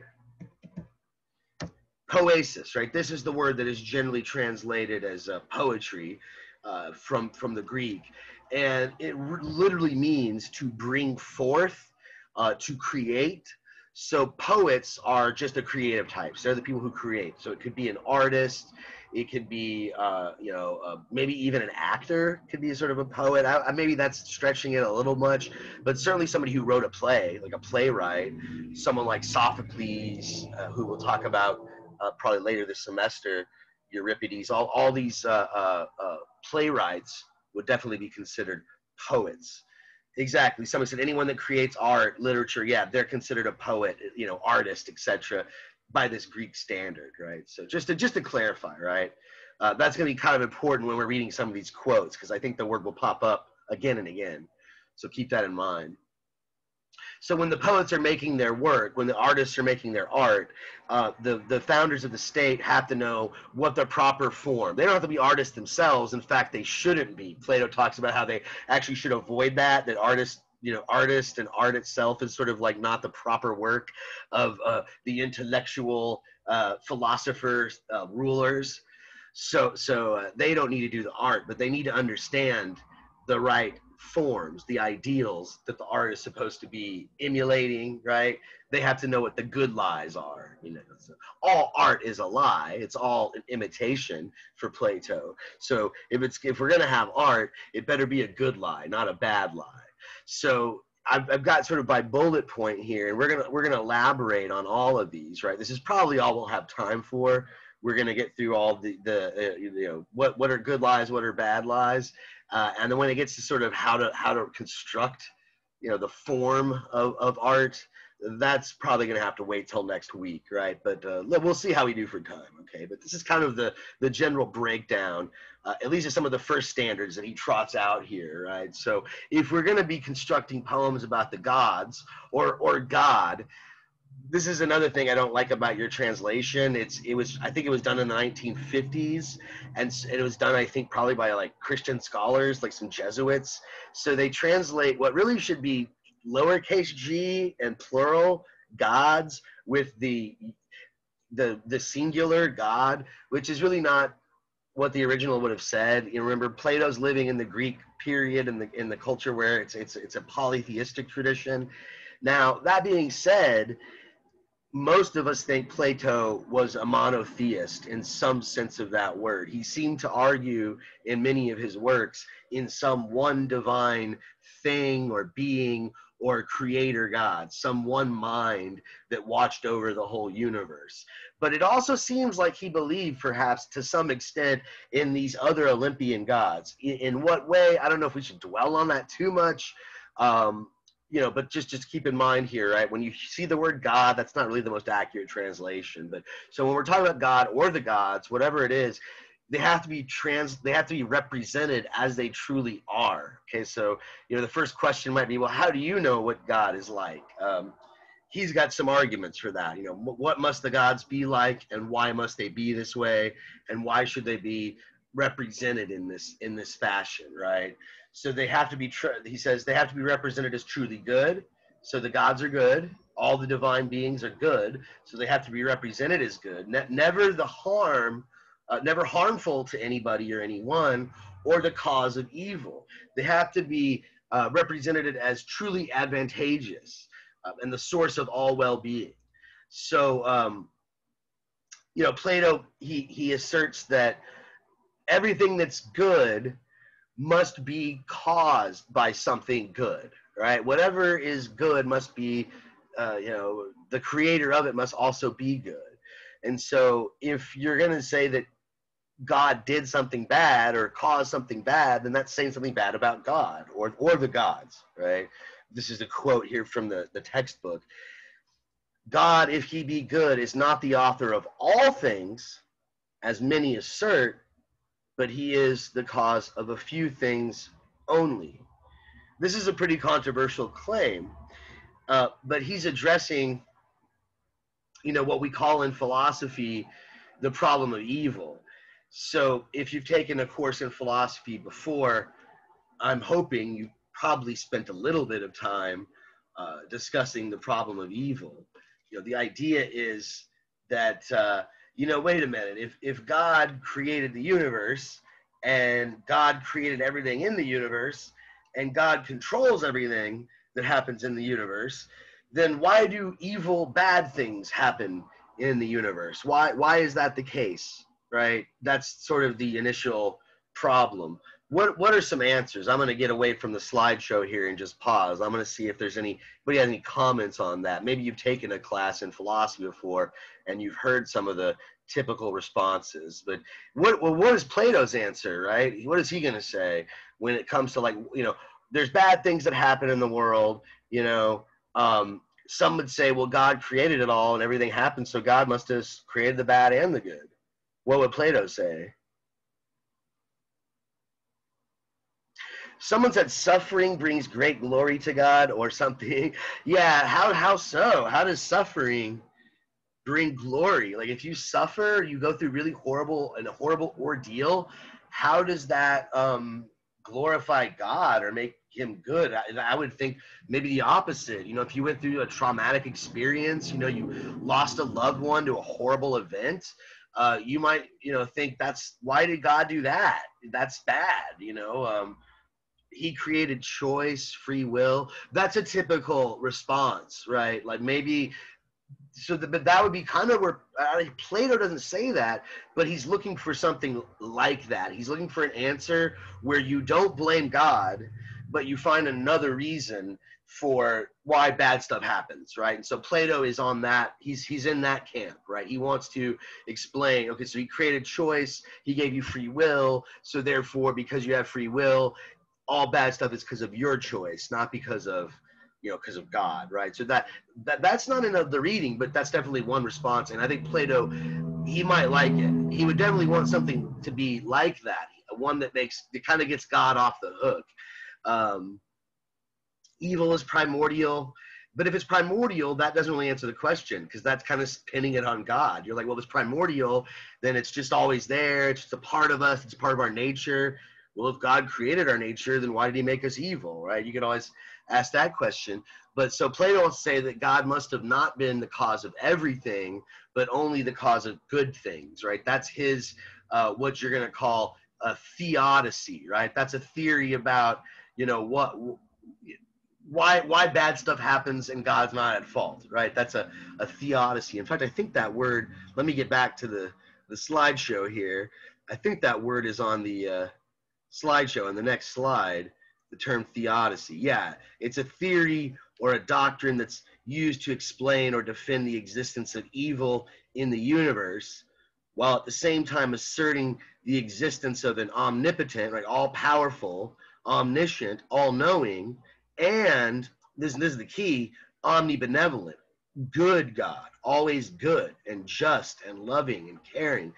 So if God is all these things, if he's absolutely powerful and can do everything, if he or she or if God knows everything and God loves everything and is fair, then why does God allow evil to happen, right? I have a picture here of Adam and Eve, right? There's that theodicy. Well, it's their fault. That you might say it's choice. They ate from the tree of knowledge, and that gave them knowledge of good and evil, and that made them accountable and responsible for their actions.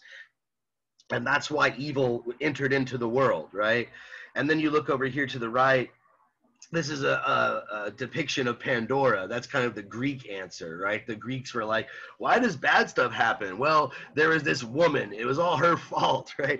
In fact, you could kind of say that both of these stories are a little sexist. They all pin it on the lady, right? Eve is the one that eats the apple and kind of convinces Adam to do it. And he even throws her under the bus, right? Doesn't he, when God shows up? He's like, well, she made me. She did it first. And I thought, oh, I guess I'll do it too. And of course, we got to blame Pandora also, right? In the Greek mythology, Zeus gives her this box that contains all the evil in the universe and tells her, you got to keep this and you can't open it. But just like a typical woman who just is so curious and can't keep to herself, had to find out what was in the box and opened up all the evil in the universe by sticking her nose where she didn't belong, right? So you could kind of, I guess, you could say both of these stories are a bit sexist. But they're both, I guess, religious or theological versions of a theodicy, right? One of these theories that's a response to the problem of evil, right? Why does evil exist if God's so good and God could stop all this stuff? Why is there child abuse? Why do people get cancer when they're kids? Why do all these bad things happen, to people who are innocent, right? These are age-old philosophical questions, right? Don't want to dwell on them too much, right? We want to stick to the lecture at hand. I didn't mean to do that. Actually, I was trying to look at the chat box because I saw a few chats pop up. So let's see if anything new here to respond to. You can't have good without evil. That's one theodicy, right? That God had to allow evil to exist in order for a greater good to exist. That's sort of St. Augustine, I think, who said that because we are faulty, because we have sin, we're able to make mistakes, and we have to overcome that makes us even greater. And because we have to fight these opponents, right? But you have to be careful, though, too. Most Christians that I'm aware of, Christian philosophers, theologians, they're like Plato. They don't want to blame evil on God, right? So they're very wary of these sort of, it's a balance of elements. There has to be light and dark, right? That's sort of, St. Augustine was, before he became a Christian, he was a Manichaean, I think was what the name of the position was.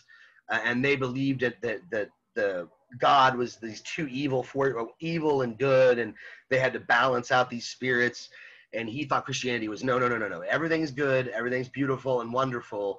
You just have to perceive it through the right lens or something like that. And I think that's more along the lines of Plato's answer here, right? So I think there was actually an earlier comment that was kind of getting close to that, right? It's like somebody said something about suffering. Suffering is actually, somebody said suffering is God's glory. I don't think that's exactly how Plato would put it, but he would say if people suffer and God caused it, we have to somehow explain that it was still good, even though they suffered, right?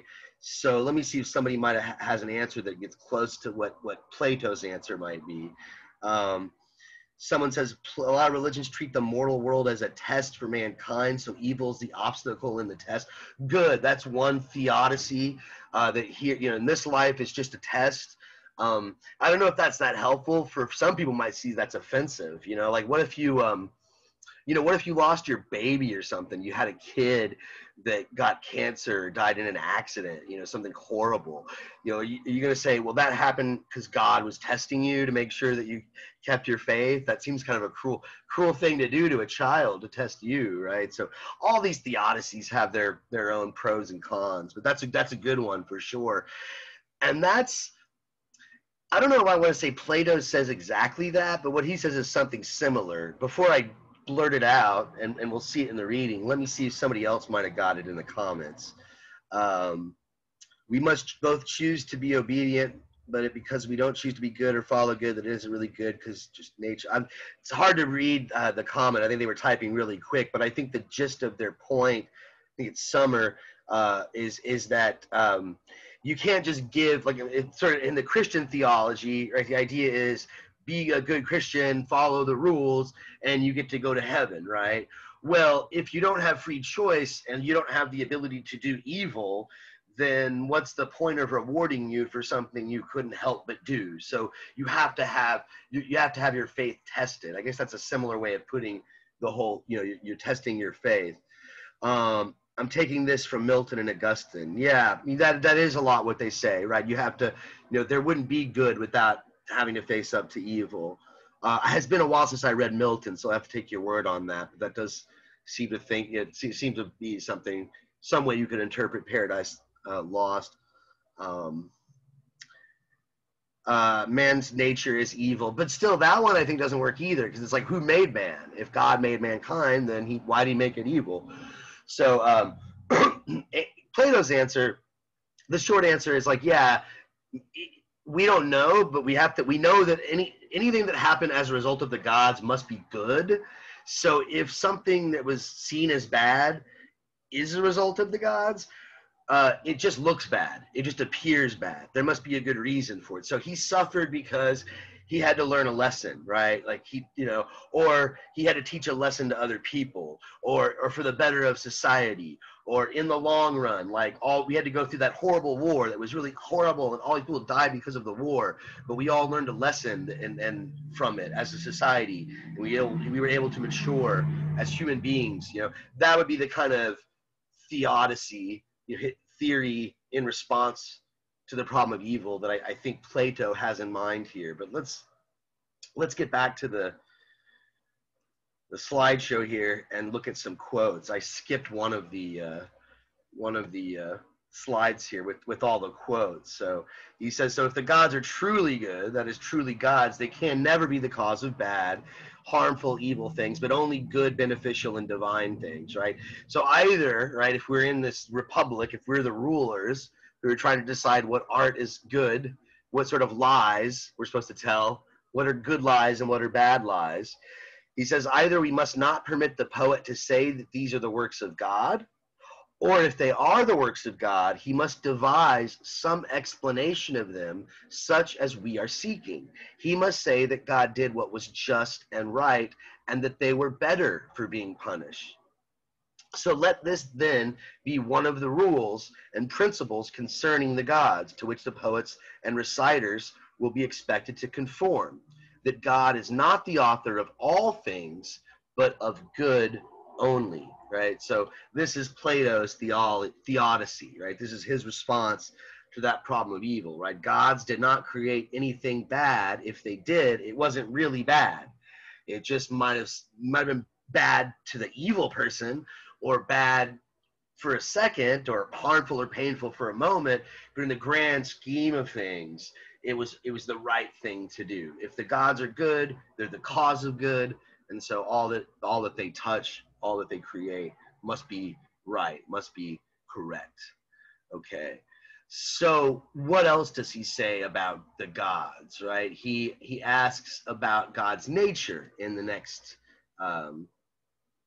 section here. Now I'm going to check the chat box because I think a couple things popped up.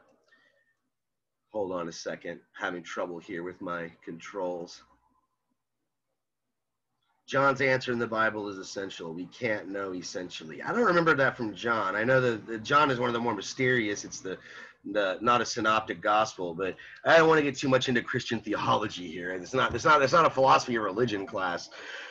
So I keep using examples like that because it's just, I guess, more familiar with people in this class. I'm assuming a lot of you are, familiar with that tradition. Maybe I shouldn't. I could certainly use other traditions as well. The Hindu tradition or something like that. They'll have different theodicies, right? They're more of the balancing of light and dark, and their cycles to the cosmos and things like that. But yeah, again, I don't want to digress on all this. Like, it's interesting, but I don't want to digress on all this theology.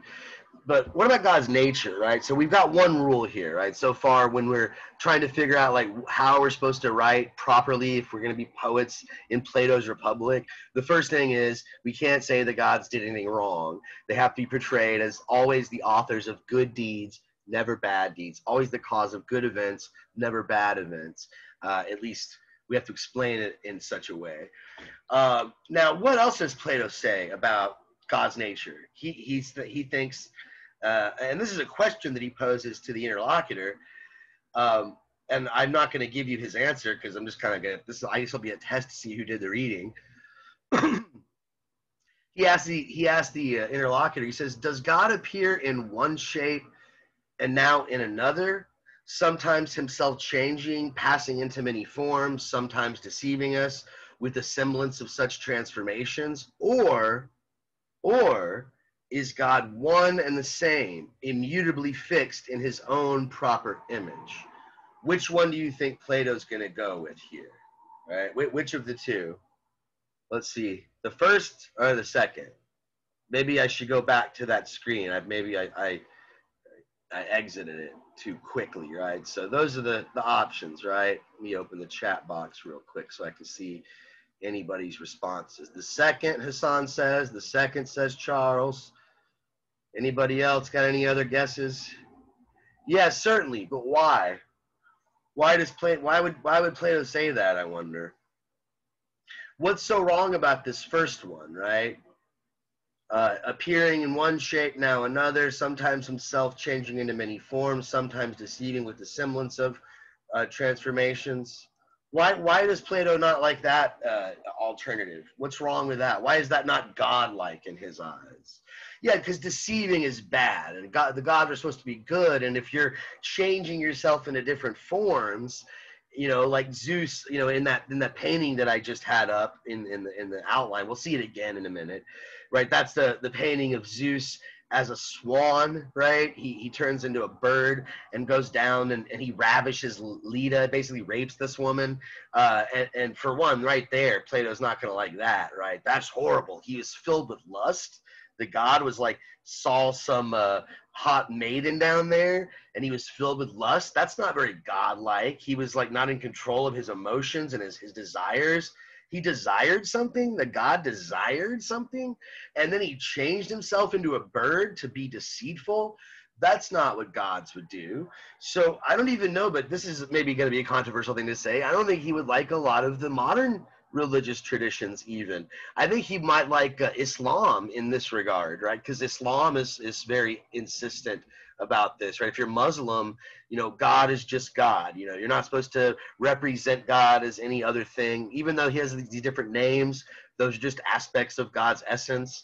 But that's one argument that a lot of Muslims will use in their theology against Jewish and Christian theology, right? Because if you read some parts of the Old and the New Testament, right, God is the burning bush. God appears to Moses as a burning bush, and Jesus is an incarnation of God. And certainly, I think Plato would have issues with Hinduism for sure, right? The idea that like Vishnu comes down to earth as like an avatar and intervenes with like politics and world events and things like that. So yeah, someone says Muslims believe God can't bestow power. Yeah, he doesn't. Well, yeah, I guess maybe Plato might not. I don't know. That's debatable because it's not really clear.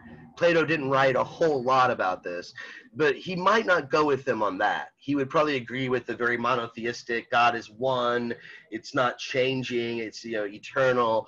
But the idea that God can bestow power, he might say, okay, everything is only done because it is the way that it's supposed to be. So he might go with that. But anyway, I don't get mired up too much into this. But yeah, the point is, the gods, if they're represented in poetry, they have to be represented in that second way, right? Unchanging, not going in different forms, not appearing, not deceitful. That's the way we should understand the gods, according to Socrates. So those are the first two, right? So they have to be the cause of good stuff, and they can't be deceitful and changing and all these different forms. They have to be constantly the same, always one, not changing and fleeting, eternally in the same state. And you can think about it too. Aristotle has a similar argument in his Metaphysics when he talks about God. He says, if you're the perfect ultimate being, why would you change? Because a change from perfection would mean being not perfect, less than perfect. So if you're perfect, you're always going to be in that state of perfection. So I can understand, I guess, that sort of train of thought. Again, let's get back to the slideshow here and see if we can get through this section here. Try to end by 2:30 if we can. So let me see what quote I have, right? So a true lie, he says, is hated by gods and men. What does he mean by a true lie? This is a very confusing passage. I don't know if we want to spend too much time on this. He says, like, it's a lie in the soul. There's a true lie that's in our soul versus just a lie that's like of words. Like me, I tell you a lie. That's the, but if I actually have a lie in my soul, like I believe something that's false, or I'm that's probably even a bad way of putting it. My soul is guided towards wickedness. My soul is guided to an unvirtuous life. That would be a true lie. And he says that one is hated by gods and men. No one is willingly deceived in that which is the truest and highest part of himself, or about the highest and truest matters. And the highest part of himself is the soul. That would be the psyche. And let me I'll type the word psyche here in the chat box, right? Psyche is the Greek word, right? Psyche. That's the Greek word that's usually translated as soul. It can be understood as mind, consciousness, self, something like this. But the soul, whatever that is, right, that's the highest part, not our body, not our physical, right? And so if our soul is deceived, if our soul is turned in the wrong direction towards the shadows, towards untruth and living a bad life, an unvirtuous life, that's the kind of lie that's a true lie, and no one likes those. And the truest and highest matters are the forms, which we won't get to today. Someone mentioned them already, so maybe some of you have to already know what the forms are. You've encountered Plato before, but everyone else, sorry, you're gonna have to hold off. But you might, just to be helpful as I can at this point, you might think of the forms as that perfect ideal, that ideal standard that we talked about at the very beginning of Plato, right? When the stranger was talking, he talked about the different types of measurement. There's the relative measurement. This is taller than that. This is, heavier than this. But then there's the more absolute, the mean, the ideal standard, right? So the forms, you might say those are the ideals. Those are the ideal standards. I see there's a couple comments here in the chat box. Let me check and see. True lie is believing something even if you know it's wrong, which is, well, I'm not quite sure that's what Plato has in mind here. This is a pretty confusing passage, I'll admit. But there's another dialogue called Meno. I'll type the name of the dialogue in the chat box. M-E-N-E-O. It's one of his most famous dialogues. It's really influential. And in the Meno, he talks about how nobody would knowingly do something bad.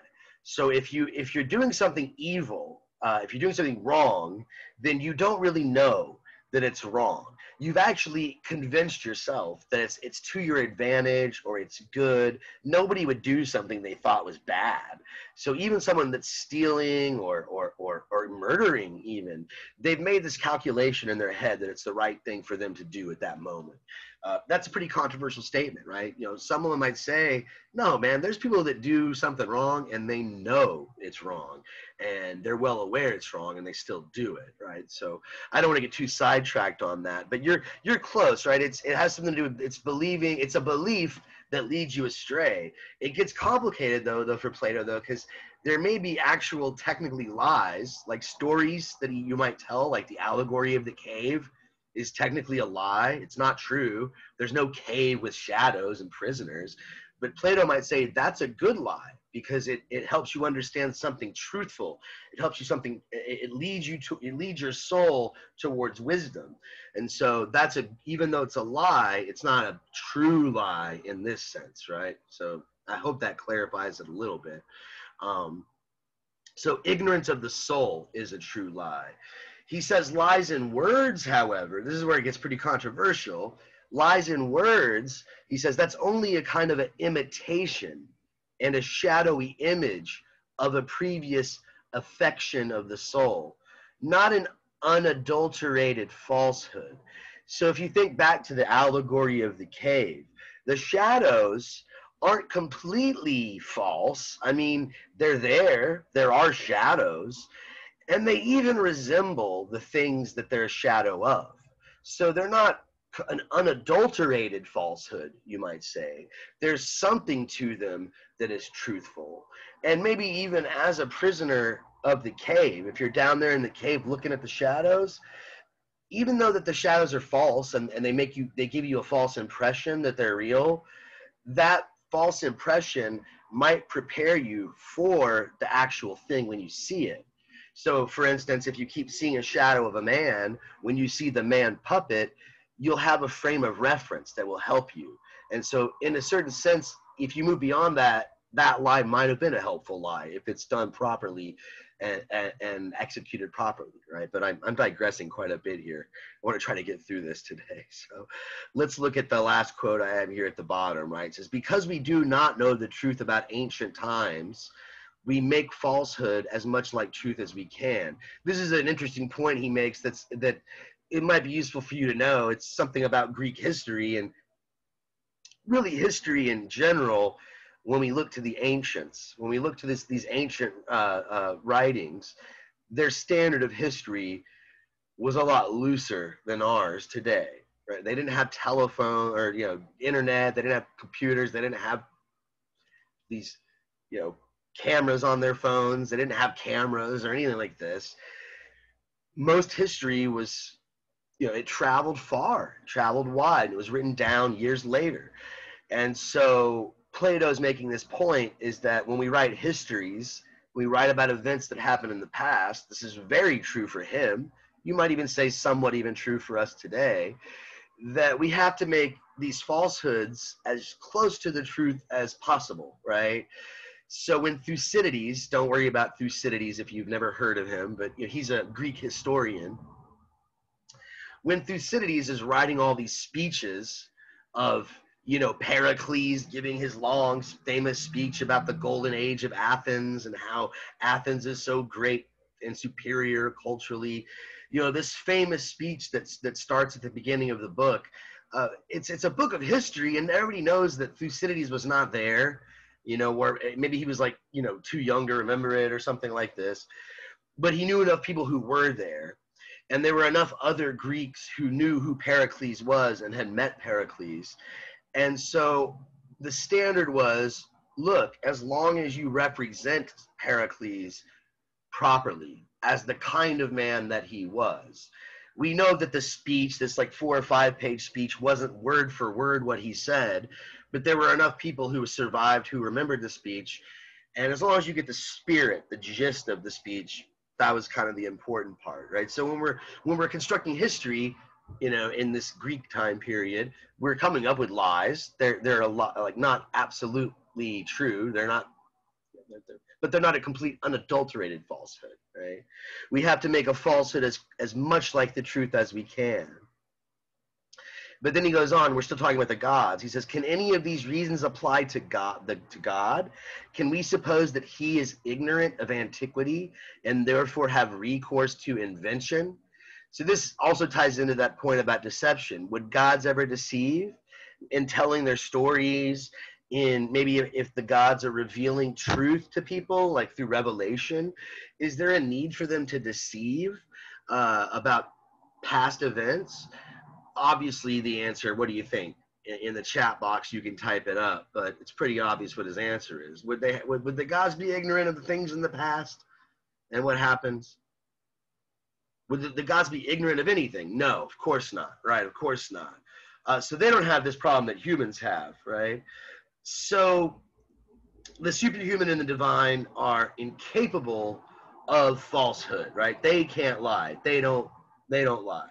So far, just to sort of recap, I guess, what do we have? We've got the gods are simple, unchanging. They're perfectly simple and true, both in their deeds and in their words, and they're never ever decepted, either by sign or word, through dreams or through any visions you might have while you're awake. Okay, so here we come to the Socratic art rule number one, that the god must be represented in this way. In fact, there's really an earlier rule too, right? That the gods can't be the cause of anything bad. You know, you might say that that's rule number 0 or rule you know 0.05 or something like that. But he calls this his first rule. So the first rule we will establish in our republic about art and the poets is that gods must be represented as they truly are. And how are they truly? This is the list, right? They're perfectly simple and true. They're not deceptive. They're unchanging. All this good stuff. So what else? What else do we have to say about the poets and the way they write? Well, maybe I should pause here for a minute and say a little bit more about the Republic. I don't want to get too much into this because we want to stick to the main content of the course, which is art. You know, again, the Republic is a work of political philosophy. But one part of the Republic, Plato talks about how the city should be organized. He thinks there are different types of people who are good at different types of things. In fact, I think that's where we'll start next time. There's a section in the reading where he gets into this. He says that, you know, everyone is sort of has a knack. They have a skill that they're good at. And this is based on, it has a lot to do with the type of soul that they have, the type of personality they have. That's based on their soul. And so some of the people they'll rule the city, they'll be the philosophical types, they'll be the intellectual types. Those will be the rulers. They'll understand the forms, they'll understand the ideals, and they'll know how to order society in the proper way. But you've also got these other people who are the merchants. They're the producers. Their soul is better at getting stuff. They're kind of greedy, I guess. They like to get rich. So they're in charge of being merchants and running businesses and things like that. But you also have to have another group, and their soul is more concerned with honor. And they're the group that are called the guardians. So when you look at him referring to the guardians in all these passages, that's who he's talking about. So when we're educating the guardians, we have to be concerned with them. What are they going to be doing? They got to be brave. They have to be courageous. They have to guard the city. So we have to be very concerned with the type of poetry, the type of art that we let them consume, right? So this next quote addresses that issue. Let's go back to the slideshow here. So he says, if the guardians are to be courageous, must they not learn lessons or other lessons besides these, and lessons of such a kind as will take away the fear of death? We must assume control over the narrators of this class of tales and beg them not simply to not revile, but to commend the world below, right? This painting I had here, this picture is of Hades, right? The god of the underworld. And there's the three-headed dog Cerberus, right? Very graphic image, very dark, morbid image. What do you think Plato would think about this image of Hades, or stories about Hades that are very sinister? Given this quote here, what do you think Plato's going to say about this? You gonna like it? Good, bad? Is it good for the guardians to hear about this deep, dark underworld that they're gonna go to when they die? He's gonna think it's good? No, not at all. No. Why? Why doesn't he want us to hear about this dark, scary place you go to when you die? Yeah, because they're not going to want to die, right? They're going to be scared of death. So he wants them to be courageous. He wants them not to be afraid of death. So what kind of stories about the afterlife do you think Plato wants us to tell the guardians? What kind of things do you think he wants us to say? You go to heaven. Yeah, you go to heaven. Yeah, something like that. We're not going to really get into the details of it, but if you're curious, you can either read the book 10 of the Republic, book 9 and 10, or you can read also parts of Phaedo, right? That dialogue Phaedo. I'll spell that for you in case anybody's interested. But Phaedo's the dialogue where Socrates dies, right? He's executed and he contemplates the afterlife, and he seems to paint this picture of rewards and punishments, right? If you're good and brave and live a noble life, then the gods will look after you, and they'll reward you, and there'll be a good place for you in the the afterlife. But if you're bad, you're not going to like it, and you're even going to have to come back as maybe something even worse. That's the sort of story that we're given in Phaedo, right? So moving on, right? I have these this is a still image from Ingmar Bergman's famous film, The Seventh Seal. I don't know if anybody's ever seen that. I'd be surprised. It's a very artsy fartsy movie, right? But this is the Grim Reaper, right? The movie, The Seventh Seal. It's great. It is a great movie. I got a couple people who have seen it. Awesome. Yeah, it's one of my favorites. It's a very deep film. It takes place in the medieval period during the plague, and the main character is a knight. He's coming home from one of his crusades, and he has the plague, and death comes to take his life. But he says, "Why? No, not yet, please." He says, "What if I beat you at a game of chess? Can I live?" And so they play a game of chess, and the whole movie, he's going through medieval Europe as everyone's dying of the plague and facing death. I don't think Plato would have liked this movie, right? It's a very dark, foreboding movie. It makes you sort of think about your life and why are you here and all this. I don't think it's meant to make you not courageous, though. I think Ingmar Bergman wants us to, take a hold of our life and actually reflect on it. That's what this film is supposed to do. Is, you've only got a short time here, so make it count, right? Don't just dilly-dally. Know why you're living here and what you're living for, and maybe even don't overthink it, right? Maybe it's just friends and family and fun, but live for something that really you're passionate about. But Plato's kind of like, no, you got to kind of sugarcoat it pretty much, right? So good. I think we've said enough about that. What about when it comes to the guardians? What about laughter and lamentations, right? He says, when you look at the gods, I have this picture here, this painting. This is kind of a funny story that he mentions it in the book. I'm not gonna read the passage where he mentions this story, but this is a painting. The name of the painting uses the Roman names: Vulcan, Venus, and Mars, right? Vulcan is Hephaestus, Venus is Aphrodite, and Mars is I'm at a loss now. Hermes, I think, is Mars. And so anyway, it doesn't matter, but the point is that that's not Hermes, is it? Whatever, it's the god of war, not Athena, but the other guy, the real belligerent guy. Ares, thank you. Yes, Ares. That was killing me. Yes, thank you, Ares. So yeah, Ares is having sex with Aphrodite because she's this beautiful goddess, but her husband is Vulcan. Vulcan is like the ugly god. He's the god of craft. I guess he's the god of techne.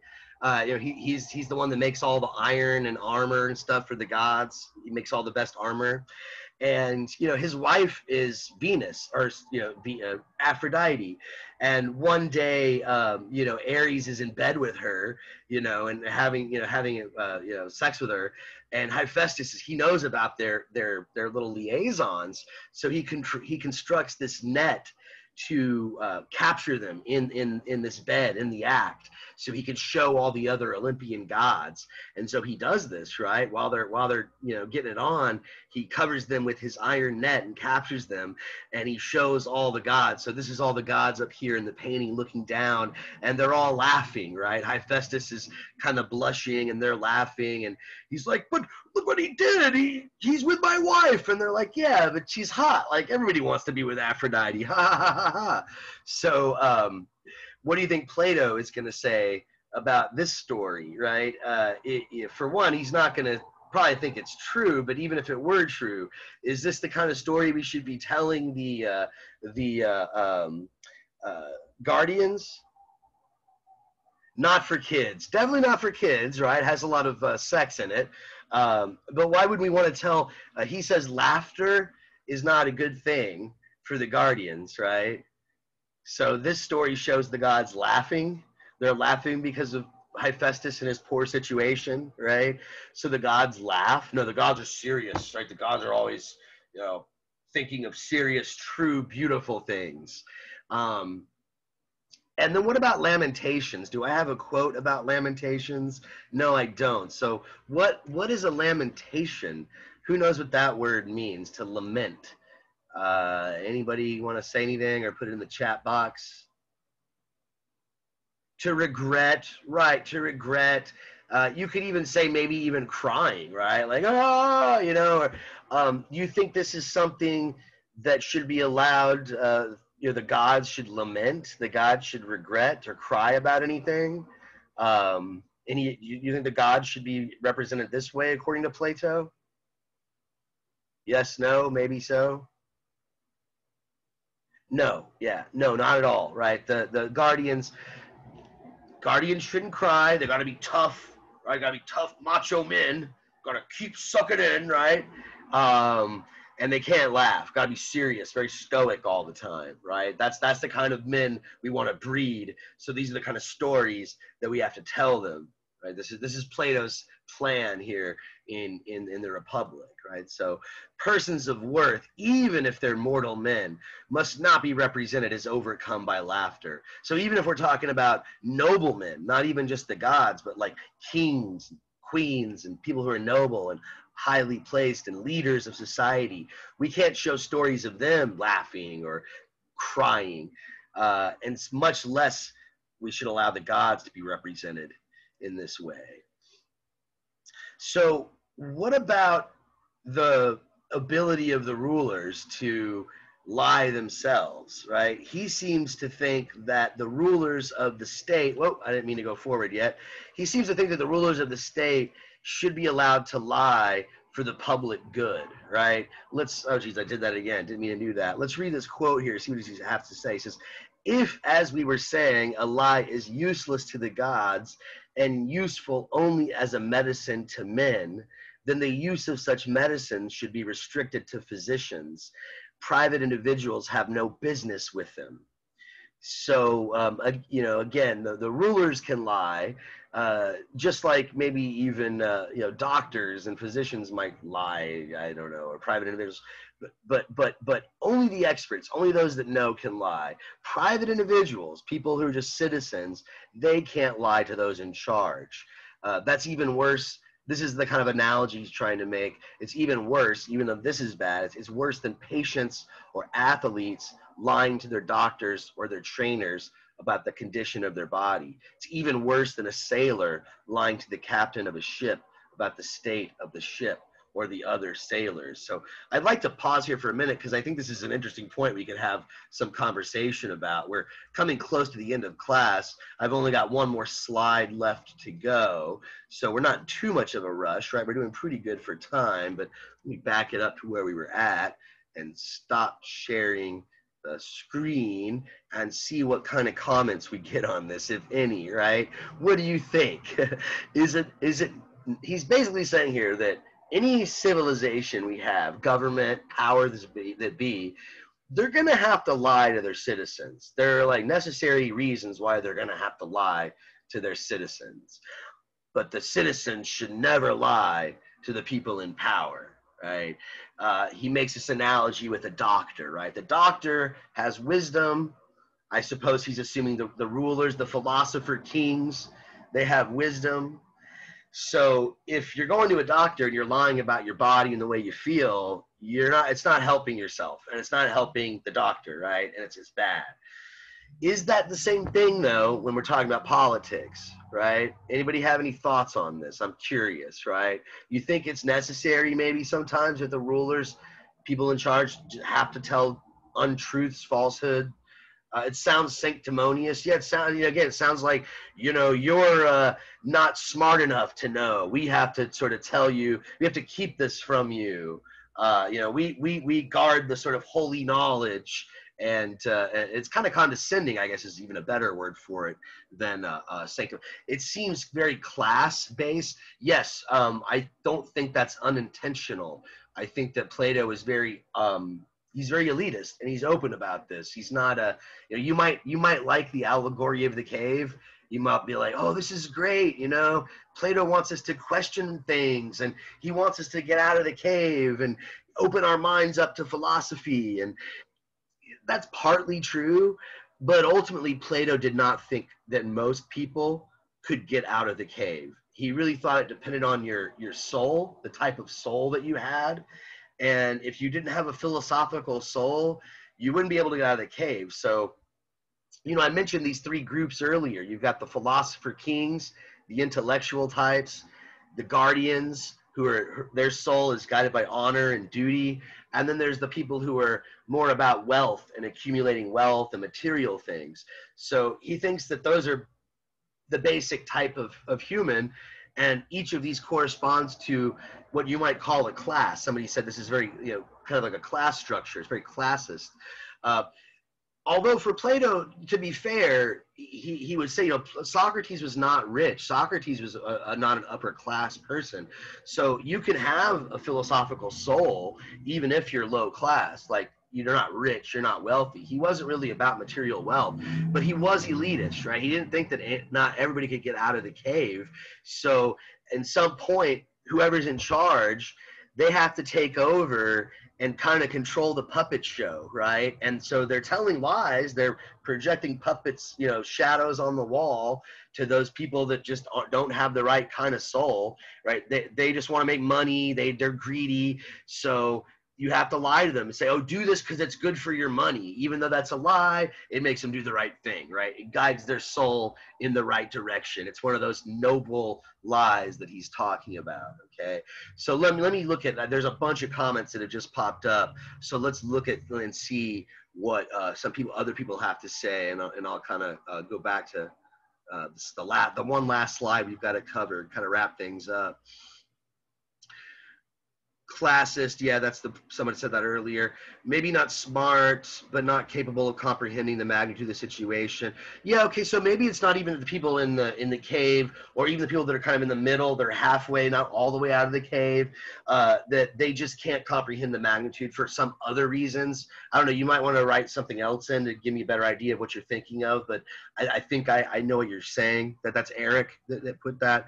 Hassan says, if the government lies, there's no accountability. That's how we end up with the horrible things like MK Ultra, right? If you're not familiar with MK Ultra, this was interesting. You should look it up. It's a fascinating program, and a lot of people don't believe me when I tell them about it. Like, that's a conspiracy. You're a conspiracy theorist, Travis. You just don't trust the government with anything. Well, I know my parents were hippies, so what can I say? You know, I just, you know, I was told my whole life not to trust authority. So, you know, you can probably tell I'm not a huge advocate of Plato's approach. But back to MK Ultra, I don't want to dwell too much on this, but this was a government-run program where they were basically experimenting. One of the things they did a lot of things, but they were experimenting on American citizens without their knowledge. And the most famous thing they did was they would give them LSD. They would give them doses of acid. This is before anybody even knew what LSD was. It was in the 1940s, 1950s. Nobody heard of LSD, right? So they would get these CIA agents dose the vials of the stuff, and they would go to bars and drop it in people's drinks and just watch what happened. And a lot of people would kill themselves. They would jump off buildings, right? So you hear about programs like this, MK Ultra. There's a lot of stuff like that. You know, maybe who is it that mentioned Hassan? I'm sure you probably heard of Operation Northwoods. There's all sorts of stuff if you look it up of government programs, the Tuskegee experiment, all sorts of sinister stuff that people in power have done to the citizens. And so those are really good examples. Yeah, it's sort of like, that makes me want to say, no, this is a really bad idea. But I'm kind of hoping, and I probably won't find it, so maybe I might have to provide it. I'm hoping for somebody that might maybe give a little credence to Plato here. Aren't there maybe there's some good reasons why people in power have to keep some things secret? But let's look and see what other people have written. In an ideal world, they wouldn't need to lie, but unfortunately, I think it makes some sense the government needs to. Right, yeah, I think so, but again, I'm looking for examples, like how, and why, and I agree, there might be, as much as I don't trust the government, I'll admit, there might be some scenarios when, you got to keep some things under wraps, right? Is this similar to Nietzsche and his idea of the Übermensch?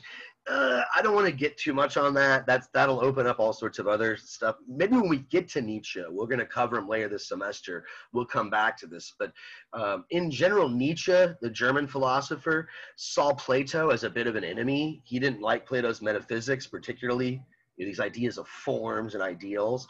But I think you might have something there. There are maybe some political parallels.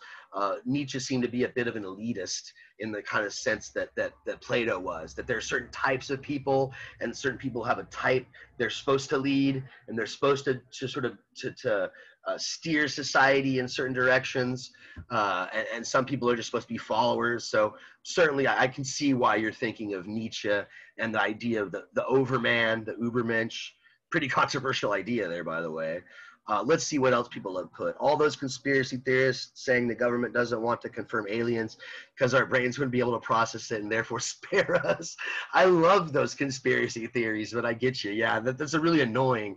I don't know why this is the case, but man, in my dating life, I need to like stop. You know, I hate these dating apps, man. It's like that's all there is now. Like that COVID's a thing. It's like everything's like stupid dating apps. But I need to stop putting philosophy on my dating apps because I keep attracting these women who think that philosophy is about alien abductions and trying to debunk alien theories and things like this. And it's like I don't know how you equate these two. This chick got all mad at me because I was like, yeah, there's probably aliens, but how do you know? Like we don't know. Like I want them to be real, please. Like I love. Like I want to see green dudes. I'm excited about it. I want to believe it. Believe me.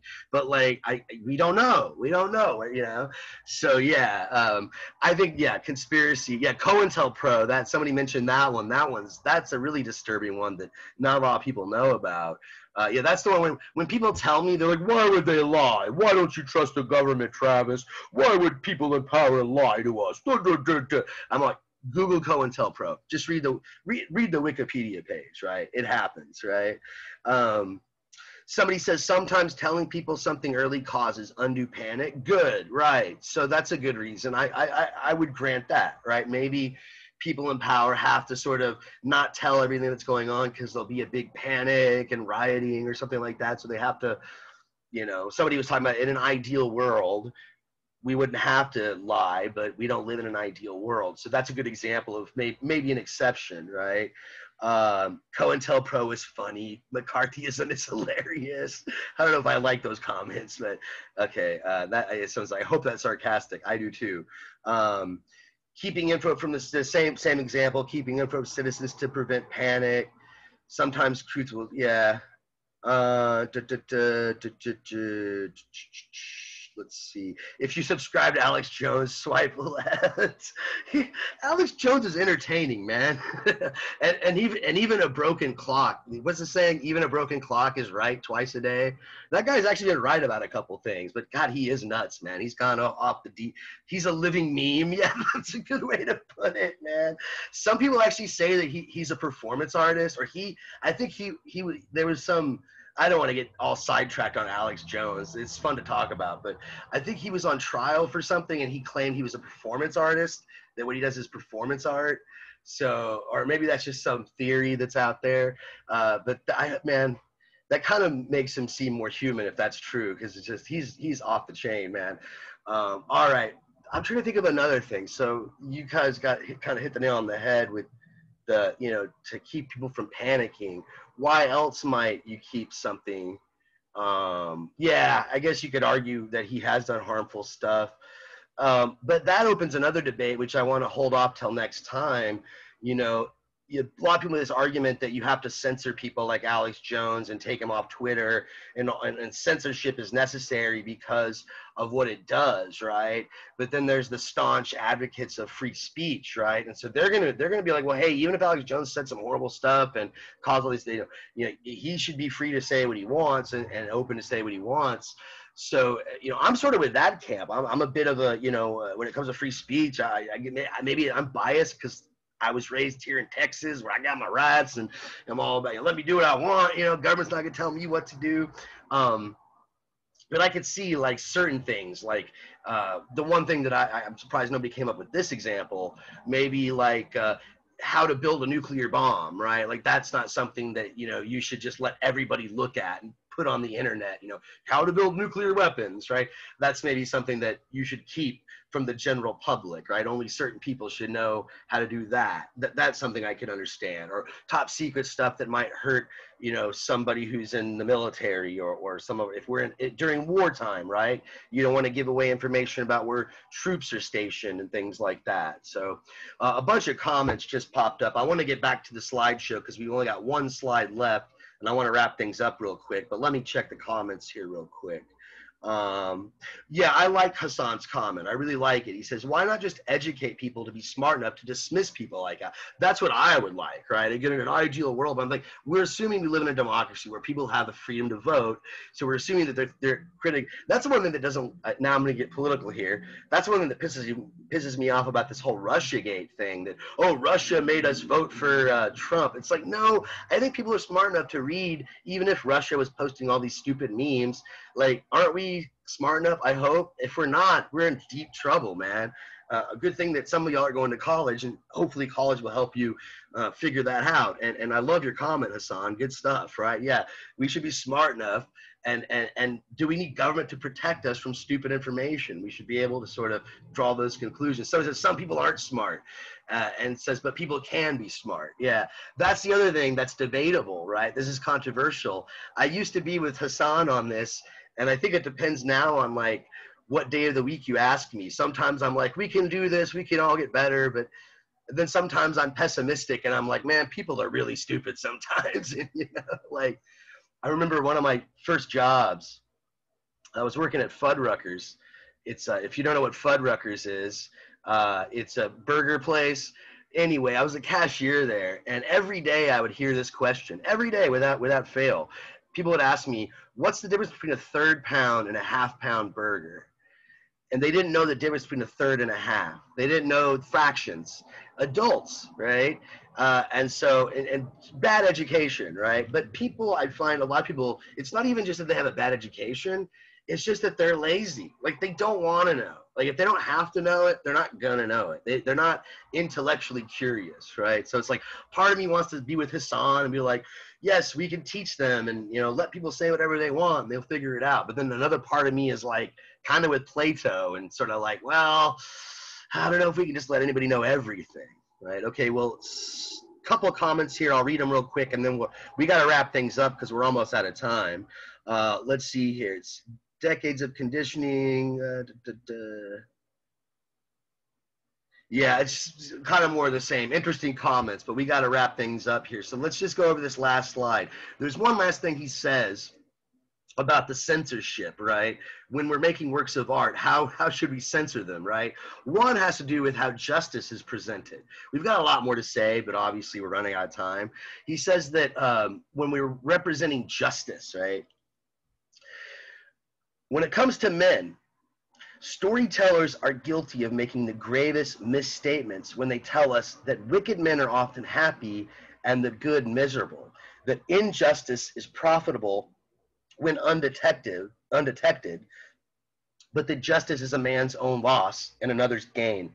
See, I have this still photo here from the Martin Scorsese film, The Wolf of Wall Street. I'm not so sure Plato would have liked that movie. I'm not sure if everybody's seen it, but it was pretty popular, so I'm assuming a lot of you have seen it, or at least you know what it's about. But why wouldn't Plato?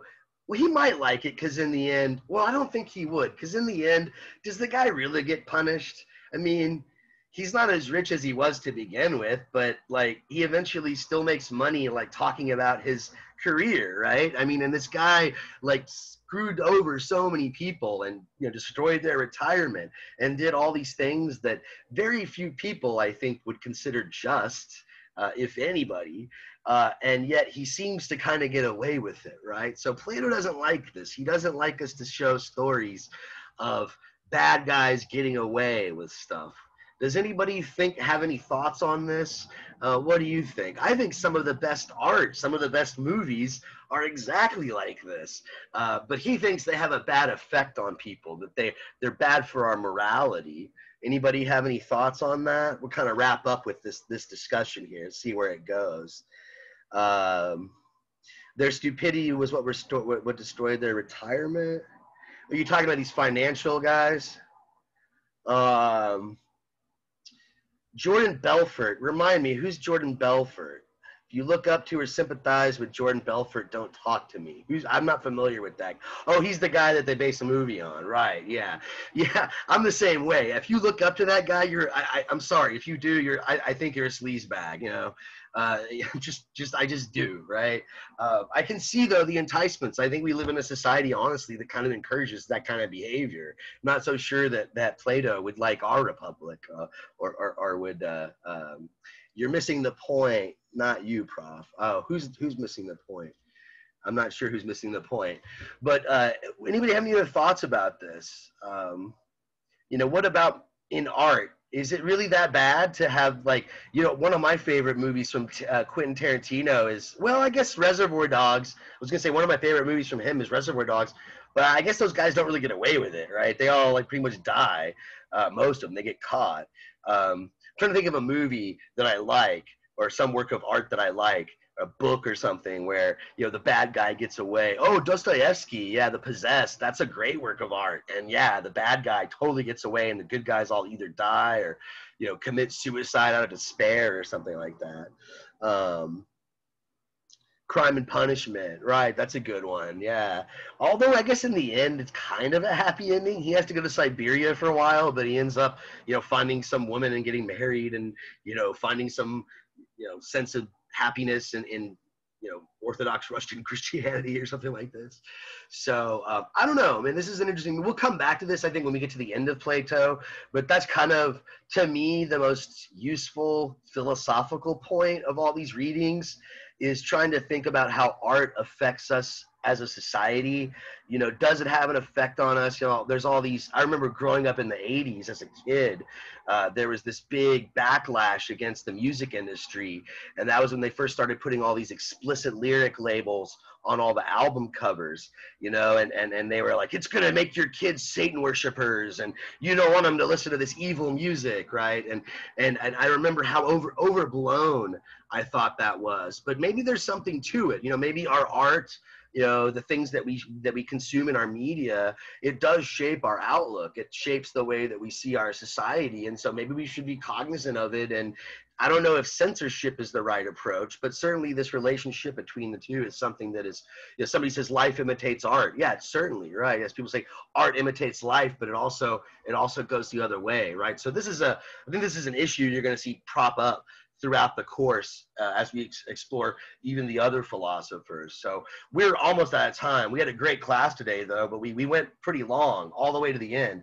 I'm normally going to try to have us be done by like 2:45 or something, but it was fun. It went by fast for me. I don't know about you guys, but I'll leave the floor open for just a few moments. If anybody has anything to say, another comment or question. Otherwise, we'll just call it a day. If you want to leave, you're free to go, but I'll stick around for just like 30 seconds before I close the window. Yeah, it looks like everybody's kind of good with that. All right, that's a good place to stop then. We'll see you next week. Make sure to read as much of that Plato chapter as you can. We're going to try to get through all of it. Probably won't finish it. We'll probably have to save a little bit for week after next.